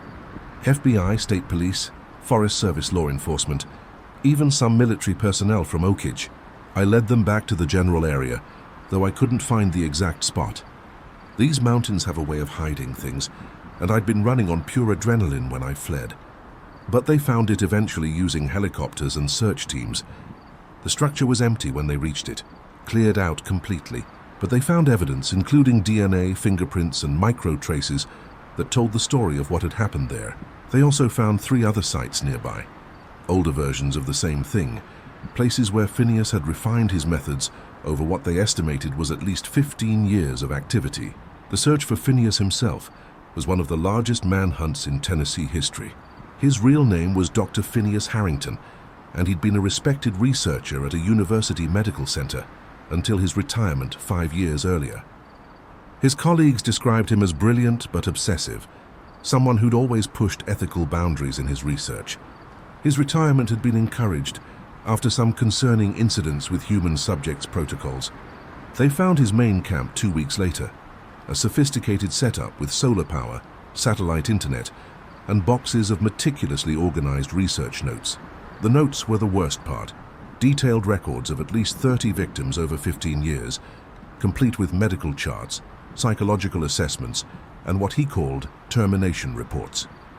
Most of the victims were hikers or hunters who'd gone missing and never been found, people whose disappearances were attributed to accidents or getting lost, but they also found evidence that some victims had survived.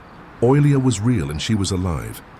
They found her in a cabin 15 mi away, being treated by a woman who claimed to be a nurse, but who was actually another of Phineas's victims from years earlier. Someone he'd broken so completely that she now helped him. Oilia was in bad shape physically and psychologically, but she was alive. The manhunt continued for 3 months. There were sightings across Tennessee and into North Carolina, but Phineas seemed to know the mountains better than anyone. He had caches of supplies hidden throughout the forest, places he could hold up for weeks if necessary. The FBI brought in profilers, survival experts, even consulted with military special operations about mountain warfare tactics. They finally caught him in February, not through clever police work, but because he made a mistake. He tried to access his university email from a library computer in a small town in Georgia. By the time police arrived, he was sitting calmly at the computer, hands folded, that same professorial demeanor intact.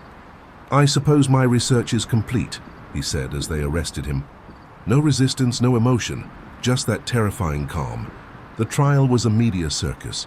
Phineas represented himself, using the courtroom as a platform to present his research findings. He showed no remorse, arguing that his work would eventually be recognized as groundbreaking, that future generations would understand the necessity of his methods. The jury took less than an hour to convict him on all charges. He was sentenced to death, though appeals will probably keep him alive for decades. I testified at the trial, describing what I'd found. The chase through the woods, the fear that still wakes me up at night. Other survivors testified too, including Oilia, who was incredibly brave in facing him again. She described months of captivity, the systematic breaking of her will, the way he would alternate between torture and medical care, keeping her alive to extend his experiments. The prosecutor asked Phineas how he chose his victims. His answer chilled everyone in the courtroom. "Opportunity and isolation," he said simply. "The mountains provide both in abundance. People go missing here all the time. Most are accidents, but some become data points in larger research. I simply took advantage of what the wilderness offered. After the trial, I couldn't hunt anymore. Couldn't even walk in the woods without constantly looking over my shoulder, wondering if another Phineas was out there watching, waiting. I sold all my hunting gear, moved to an apartment in the city where I could hear traffic and people at all hours. The noise that once annoyed me now comforts me, reminds me I'm not alone in the wilderness. I still have nightmares about that room, those photographs, the clinical notes describing unimaginable suffering.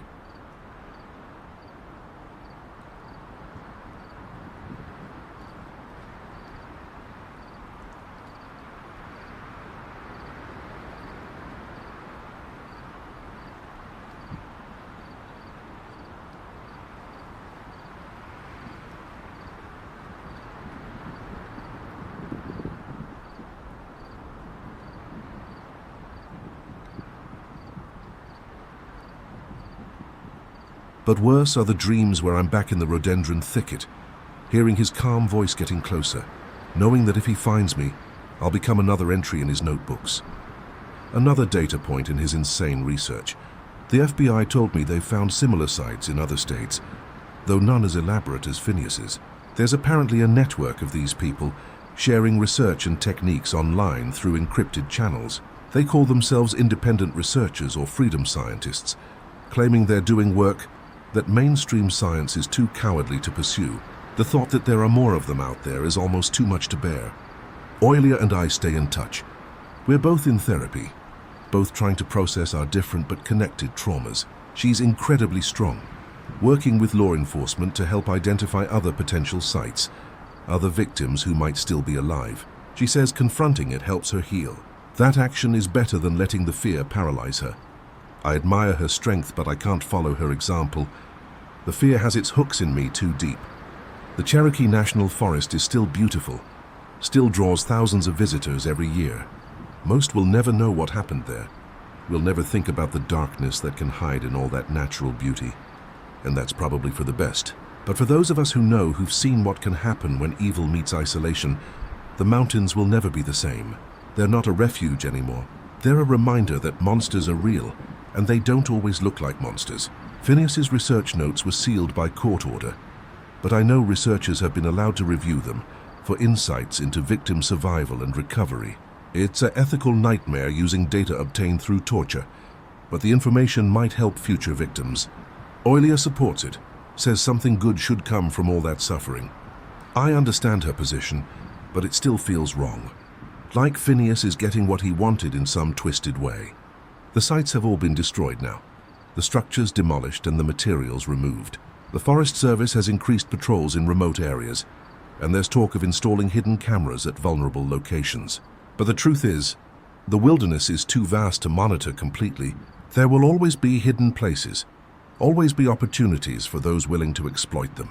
The best defense is awareness, people knowing that these things can happen, being careful about solo trips into remote areas. I've been asked to speak at hiking and hunting safety workshops to share my story as a warning. I've done a few, though it's hard every time. The questions are always the same. How do you know if you're being watched? What are the warning signs? How can you protect yourself? I tell them to trust their instincts, to leave if something feels wrong, to always let someone know where they're going and when they'll be back. Basic safety stuff, but also often ignored. The truth that's hard to share is that I didn't see any warning signs. That structure had been there for years, and I'd hunted within a mile of it dozens of times without knowing. Phineas had probably watched me before, maybe even considered me as a potential subject. The only reason I survived was luck, including finding the site when he wasn't there, having enough woods knowledge to escape, and him making that final mistake with the computer.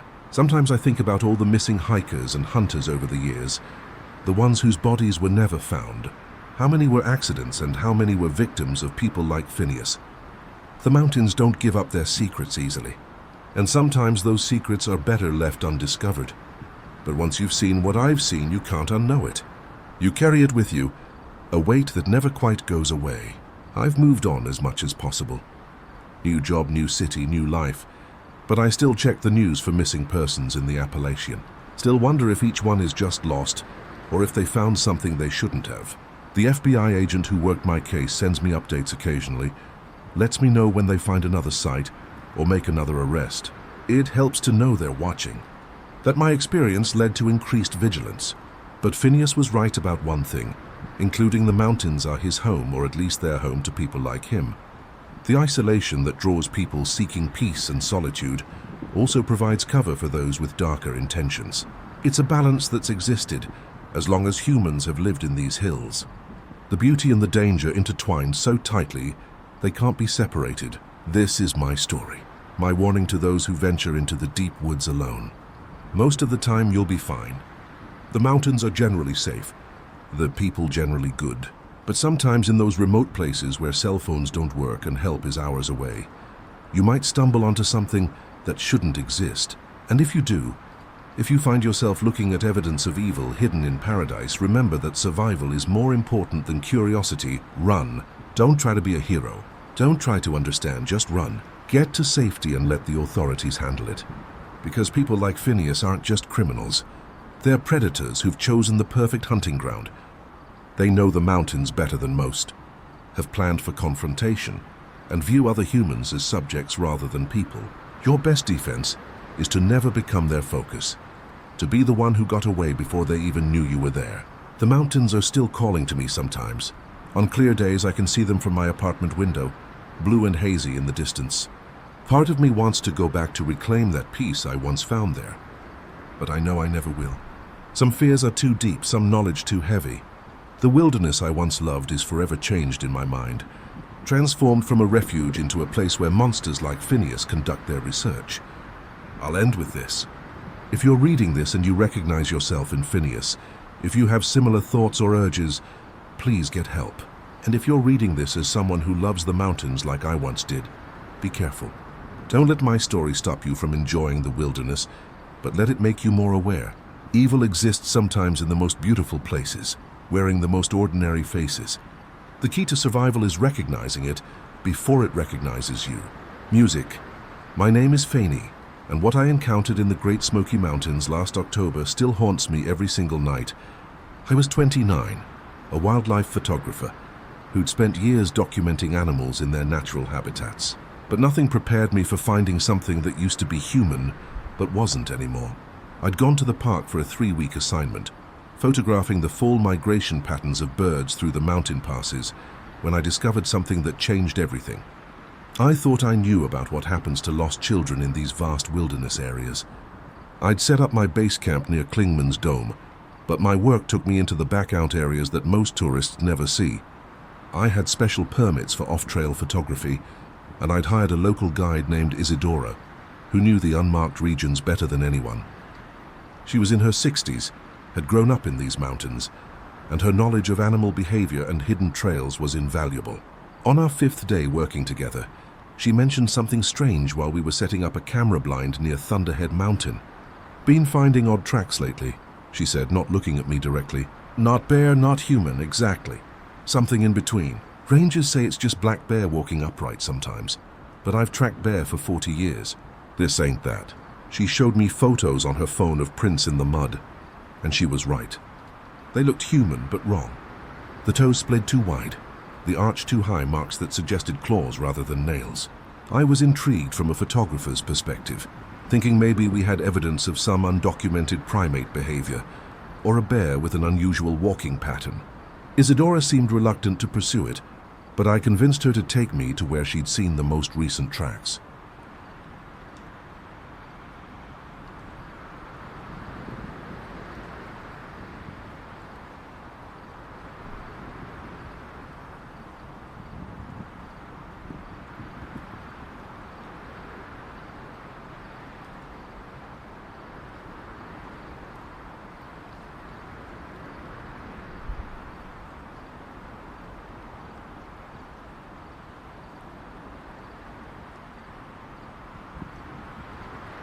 We hiked for 6 hours into a section of the park that was technically closed to the public, an area that had been damaged by wildfire years ago and never officially reopened.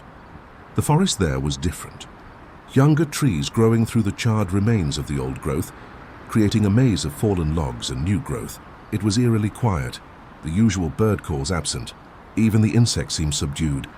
Isadora kept stopping, listening, her hand occasionally going to the bear spray on her belt. "Something's off," she muttered. But when I asked what, she just shook her head. We found the tracks near a small creek, fresh ones, maybe only hours old. They led upstream, and against Isidora's advice, I insisted we follow them. The prints were fascinating, showing a gait pattern that was neither fully bipedal nor quadrupedal, sometimes on 2 feet, sometimes using hands for support, covering ground in a way that seemed impossible for either human or animal. After about a mile, Isidora grabbed my arm hard enough to bruise. "Listen," she whispered. At first I heard nothing. Then it came. A sound like breathing, but wrong. Too quick, too shallow, with a whistling quality that made my skin crawl. It was coming from a cluster of rhododendron about 30 ft ahead. We stood frozen, and then I saw the eyes reflecting my camera lens. Human eyes, but with something feral in them that made my stomach drop. It moved into view slowly, and my mind couldn't process what I was seeing. It was a child, or had been once, maybe 12 or 13 years old, but changed in ways that didn't seem possible. The boy was naked, his skin covered in dirt and scars, his hair so matted it looked like fur, but it was the way he moved that was truly disturbing. Sometimes upright but hunched, sometimes on all fours, his limbs seeming to bend in ways that human joints shouldn't allow. His name, I'd learned later, was Augustus. He'd gone missing during a family camping trip 7 years earlier, when he was 5. The massive search effort had found no trace, and eventually he was presumed dead. Another tragic casualty of the unforgiving wilderness. But he hadn't died. He'd survived, adapted, become something that existed in the space between human and animal.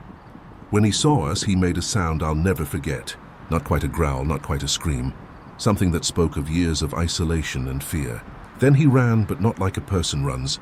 He moved through the underbrush like water, using hands and feet equally, leaping over obstacles that should have been impassable. I raised my camera instinctively and managed to capture a few frames before he vanished into the forest. Isidora was pulling at me, trying to get me to leave, but I couldn't move.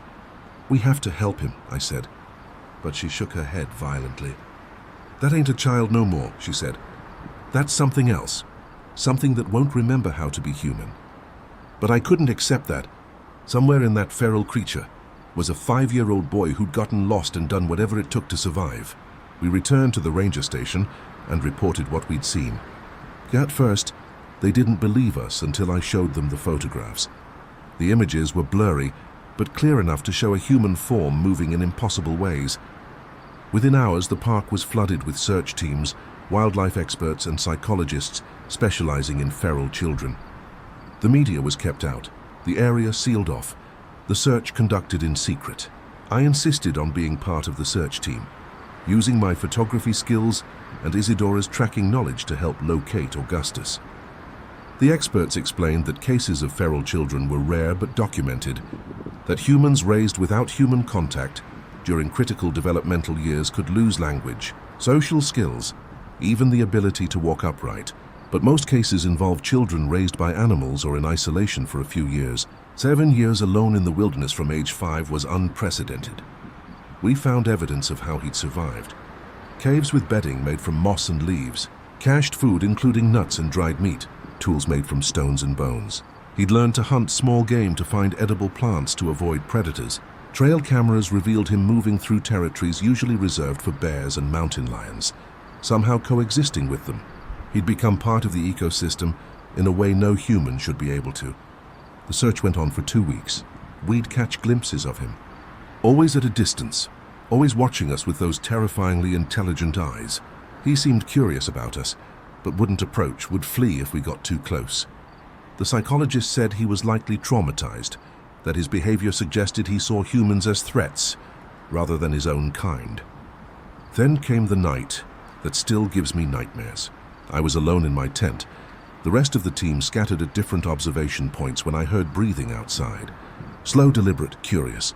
I carefully unzipped the tent flap and saw him, Augustus, sitting just 10 ft away staring at me. In the moonlight, I could see him more clearly than ever before. His body showed the evidence of 7 years of survival. Scars from falls or fights, muscles developed in ways that looked almost deformed, fingers and toes with thick calluses and claw-like nails. But it was his face that was most disturbing. Still recognizably human, still showing the features of the 5-year-old in the missing person photos, but with an expression that was completely alien, neither human nor animal, but something trapped between. I spoke softly, told him my name, that we wanted to help. He tilted his head like a dog, hearing a strange sound, and then he spoke, or tried to. The sounds that came out weren't words, just attempts at vocalization that might have been language once, but had devolved into something else. He reached toward me, and I saw his hand properly for the first time. The fingers were elongated from years of using them for climbing and digging. The palm widened, adapted for his quadrupedal movement. He picked up my camera, which was sitting beside me, and examined it with intense focus. When I slowly reached for it, he didn't pull away. "Let me take it." I showed him the screen, showed him a photo I'd taken of him. His reaction was heartbreaking. He touched the screen, then his own face, a moment of recognition that suggested somewhere inside. He knew he was looking at himself, knew he was human. But the moment passed. A distant sound, maybe just wind, made him tense. He looked at me one more time, and in those eyes I saw intelligence, fear, loneliness, and something else, a wildness that could never be tamed. Then he was gone, melting back into the forest with that impossible fluid movement. The next day, they brought in Augustus's mother. The team thought that maybe maternal recognition would trigger something, bring back some human memory. They set up an encounter in a controlled area with Augustus, lured in by food. When he saw her, he stopped, tilted his head, sniffed the air. She called his name, sobbed, reached for him, and for a moment, just a moment, something flickered in his eyes, but then he screamed, that horrible sound that wasn't quite human, and fled. His mother collapsed, had to be sedated. The psychologist explained that he likely had no conscious memory of her, that 7 years was too long, that critical windows of development had closed. He wasn't her son anymore, not in any way that mattered. He was something else, shaped by the mountains, raised by necessity and instinct, rather than love and language. The debate about what to do with Augustus divided the team. Some wanted to capture him, try to rehabilitate him, teach him to be human again. Others argued it was too late, that he'd adapted too completely to wildlife, that captivity would be cruel. There were legal questions, too. Was he still a person? Did his parents have rights to him? Who was responsible for his well-being? While the experts debated, Augustus made the decision for them. He disappeared deeper into the park than the only signs were occasional tracks, always leading away from human areas toward the most remote and inaccessible parts of the mountains. I stayed involved with the case, researching everything I could about feral children and human adaptation. The experts I consulted said Augustus represented an extreme case, that his young age, when lost, combined with the long duration of isolation, had allowed for physical and psychological changes that shouldn't be possible. Some theorized he might have been adopted by an animal group, possibly coyotes or even bears, though no evidence supported this. 6 months later, I returned to the park with Isadora. We weren't searching exactly, just documenting, trying to understand. We found signs of him, fresher tracks, a new shelter, evidence of successful hunts. He was still alive, still surviving, maybe even thriving in his own way. But we also found something else. Scratch marks on trees that looked almost like writing. Patterns that suggested he was trying to communicate or remember something. Isadora believed he was trying to hold on to his humanity, that some part of him remembered being human and was fighting not to lose it completely. But I wondered if it was the opposite, if he was creating his own language, his own way of understanding a world that no longer included human society. Either way, it was heartbreaking evidence of a mind caught between two worlds. The Park Service officially closed the case, listed Augustus as located but non-reoverable. His parents held a memorial service, grieving the son they'd lost twice, once to the mountains and once to what he'd become to survive them. The media never got the full story, just rumors about a wild child that the Park Service denied. The photographs I'd taken were classified, the report sealed, but I couldn't let it go. I returned to the park regularly, always with Isadora, always hoping for another encounter. We'd leave food sometimes, things we thought he might remember, including peanut butter sandwiches, apple juice, cookies. Sometimes the food would disappear. Sometimes we'd find it scattered, examined but rejected, as if he was trying to remember why these things should matter to him. A year after the first encounter, we had our second meeting. I was photographing hawks when I sensed I was being watched. I turned slowly and saw Augustus in a tree above me, perfectly still, camouflaged by his stillness and dirt-covered skin. He was bigger, stronger, more adapted to his environment. The human resemblance was fading, replaced by something that transcended classification. He watched me for an hour, neither of us moving. Then he climbed down, approaching closer than ever before. He reached out and touched my camera, then my face, comparing textures maybe, or trying to understand the difference between the mechanical and the organic. His touch was gentle but alien, fingers exploring in a way that was both curious and clinical. I tried speaking to him again, but he showed no recognition of language. Instead, he made his own sounds, complex vocalizations that might have been his attempt at communication. I recorded them, had linguists analyze them later. They found patterns, suggestions of syntax, evidence that he was creating his own form of expression, but nothing that could be translated or understood. The encounter ended when Isadora returned from setting up equipment. Augustus saw her and retreated, but slowly, maintaining eye contact until he disappeared into the foliage. It was the last time I saw him clearly, though I've caught glimpses since, shadows moving through the trees, eyes reflecting lamplight, tracks leading nowhere and everywhere. The experts who reviewed my documentation said Augustus represented something unprecedented in human development, a person who'd adapted so completely to wilderness survival that he'd evolved beyond traditional human limitations. His physical changes, including the altered bone structure, the enhanced night vision we'd observed, the ability to digest raw meat and plants that would poison normal humans, suggested rapid evolutionary adaptation that shouldn't be possible in one generation. Some scientists wanted to study him to capture him for the advancement of human knowledge, but every attempt failed. Augustus had learned the mountains in a way no human ever could, knew every cave, every hidden path, every seasonal change. He could survive winters that killed experienced hikers, navigate in complete darkness, communicate with or at least understand animal behaviors in ways that seemed impossible. Isadora passed away last year, but before she died she told me something.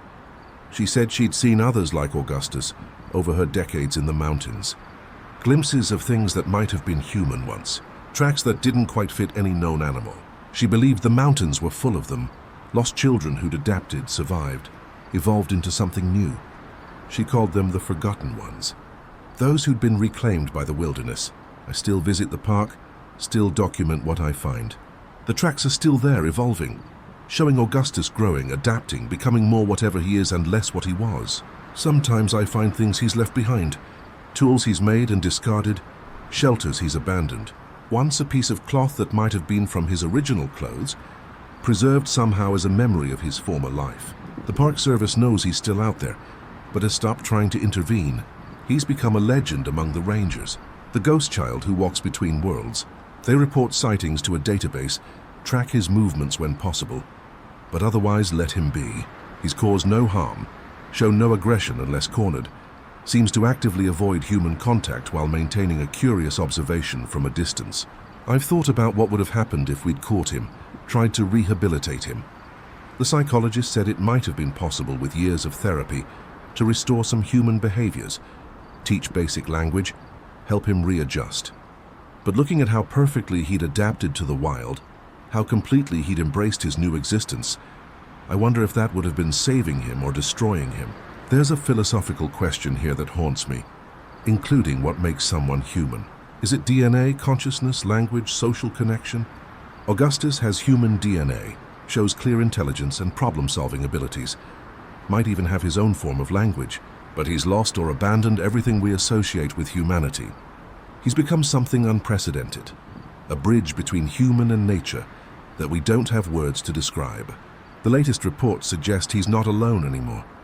Trail cameras have captured images of him, with what appears to be a female, another feral human, maybe someone else who was lost and found by him instead of by searchers. If true, it raises terrifying and fascinating questions about what might develop, whether they could create their own society, their own culture, separate from but parallel to human civilization. I document everything, create reports that sit in filing cabinets and park service offices and university research departments. Someday, when the world is ready, Augustus's story will be told in full. But for now, he remains a secret, a reminder that the mountains hold mysteries we're not prepared to understand. That human adaptation, can take forms we never imagined possible. Sometimes I dream about him, see the world through his eyes, the forest not as a place of danger, but as home. Every sound meaningful, every scent a story, every season a chapter in a life we can't comprehend. In the dreams, I understand why he ran, why he chose the mountains over mankind, and sometimes in those dreams, I'm tempted to follow him, to disappear into the green shadows and discover what lies beyond the boundaries of human experience. But I always wake up, always return to my human life carrying photographs and recordings of something that shouldn't exist, but does. Augustus is out there right now as you read this, living a life that defies every assumption we have about human limitations.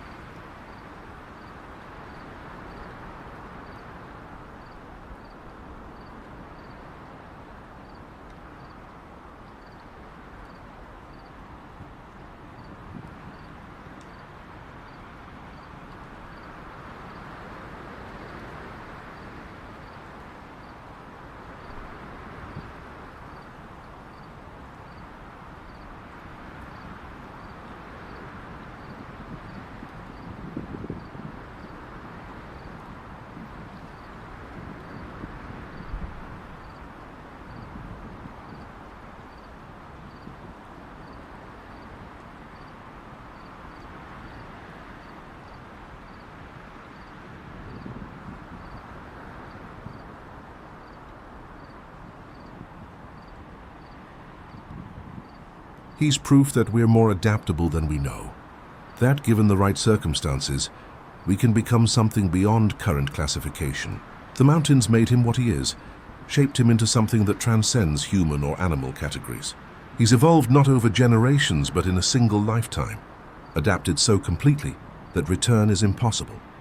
He's free in a way none of us will ever be, but at a cost that's too high for most to pay, including the loss of language, society, and human connection. Everything that we think makes life worth living. This is his story as much as I can tell it. The story of Augustus, the boy who was lost and found himself transformed. Whether it's a tragedy or a strange kind of triumph depends on your perspective. But one thing is certain, including the mountains keep their own, shape them, change them, and sometimes create something entirely new. And Augustus, whatever he's become, is their child now, more than he'll ever be ours again. The research team studying Augustus's case has developed several theories about his transformation. Dr. Sarah Hollisman from Johns Hopkins believes his adaptation represents a form of epigenetic change triggered by extreme environmental pressure.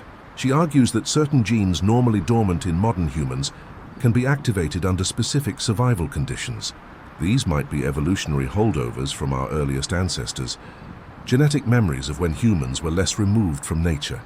Augustus's body, forced to survive without tools or social support, may have unlocked these ancient adaptations. The physical changes documented in Augustus are medically fascinating. His spine has developed an unusual curvature that allows for both bipedal and quadrupedal movement with equal efficiency.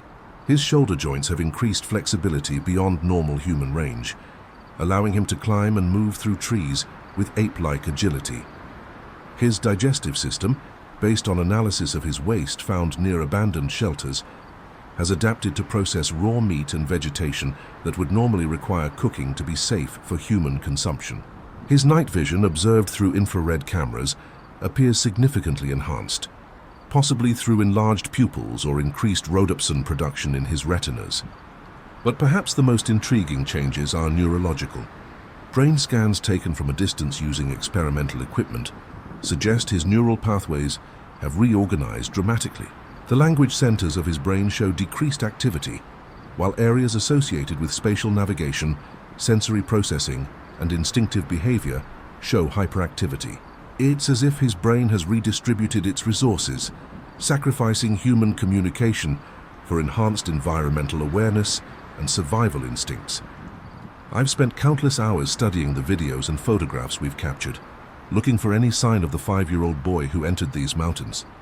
Sometimes I catch a glimpse, including a gesture that seems almost human, a way of tilting his head that mirrors the old missing person photos, a moment of stillness that suggests deep thought rather than animal watchfulness.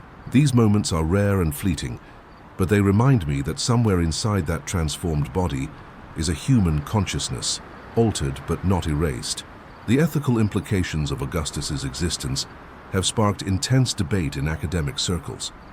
If he's happy in his current state, if he's thriving according to his own metrics, do we have the right to intervene? Dr. Michael Chen from Stanford's bioethics department argues that Augustus represents a form of human diversity we've never encountered before, and that attempting to normalize him would be a form of cultural imperialism, imposing our definition of humanity on someone who's developed their own. Others disagree vehemently. Dr. Rachel Torres from Colombia insists that Augustus is a victim of circumstance who deserves every effort to restore his humanity. She points out that we don't know if he's happy or suffering because we can't communicate with him. His isolation might be a prison he can't escape from rather than a choice. The fact that he sometimes approaches human settlements, observes us from a distance, might indicate a longing for connection that his transformation prevents him from achieving. The legal system has struggled with Augustus' case. Is he a minor who needs protection? An adult who can make his own choices? Does his transformation affect his legal personhood? His parents technically retain custody, but that custody is meaningless when the subject can't be located or contained. The state has classified him as a ward of the Park Service, but that's more administrative convenience than meaningful legal status. There have been 3 more confirmed sightings in the past 6 months, each adding to our understanding of his evolution. In one, he was observed fishing with his hands in a stream, showing patience and technique that suggested learned behavior rather than instinct. He'd modified the hunting technique, using rocks to create a funnel that directed fish toward his waiting hands. It was intelligence applied to survival, innovation, that transcended both human and animal approaches. Another sighting involved what appeared to be tool use. A ranger photographed him using a shaped stick to dig for roots, a tool he'd clearly made rather than found. The stick showed signs of deliberate modification, including one end sharpened, the other flattened, bark removed for better grip. He carried it with him, suggesting it had value beyond immediate use. This indicates forward planning, resource management, concepts we associate with human intelligence. The most remarkable sighting was recorded by a hidden camera at a site where we'd left supplies. Instead of taking everything as an animal might, Augustus carefully examined each item, taking only specific things, including a knife, waterproof matches, and oddly a small mirror. He left behind food, clothing, and medicine. The selection suggested not just intelligence, but preferences, possibly even aesthetic choices. The mirror in particular intrigued researchers. Did he recognize himself? Was he curious about his appearance? Or did he value it for some survival purpose we couldn't understand? I've begun to wonder if Augustus represents not devolution, but evolution. Not a step backward, but sideways into something unprecedented. He survived conditions that would kill most humans, adapted in ways that challenge our understanding of human limitations. Perhaps he's the first of something new, a branch of humanity adapted for a world where civilization has failed, where the wilderness reclaims everything. The Park Service has designated an unofficial protection zone around Augustus's known territory. It's not on any maps, but rangers know to avoid it to report sightings without pursuing.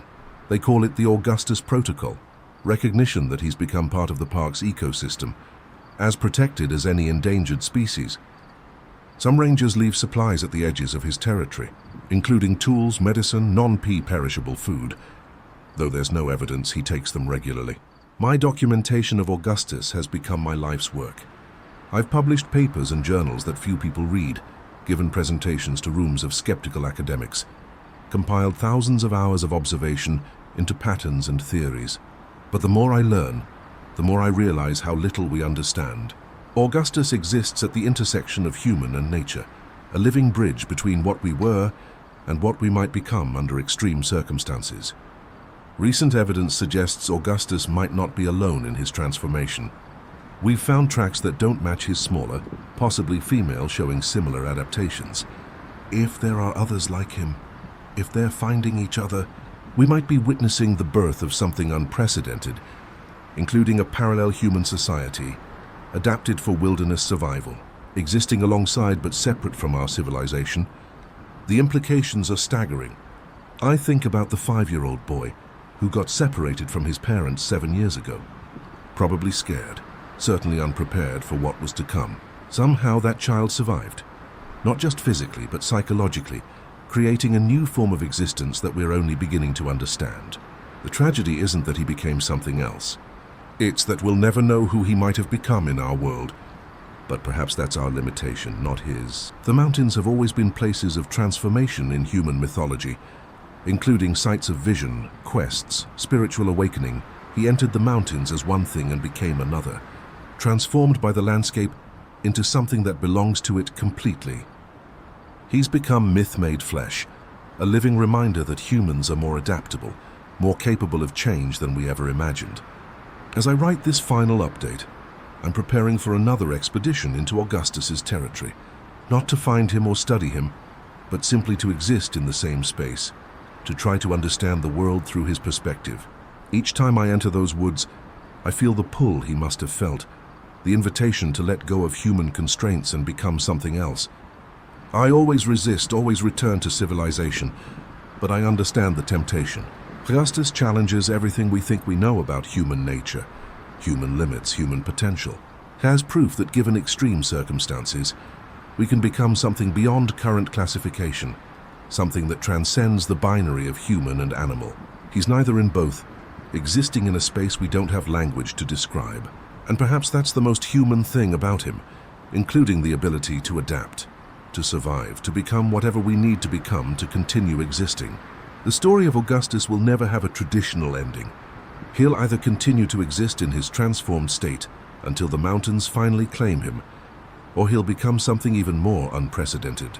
But his existence has already changed our understanding of human possibility. He's the boy who got lost and found a different way to be human, or perhaps found a way to be something more than human.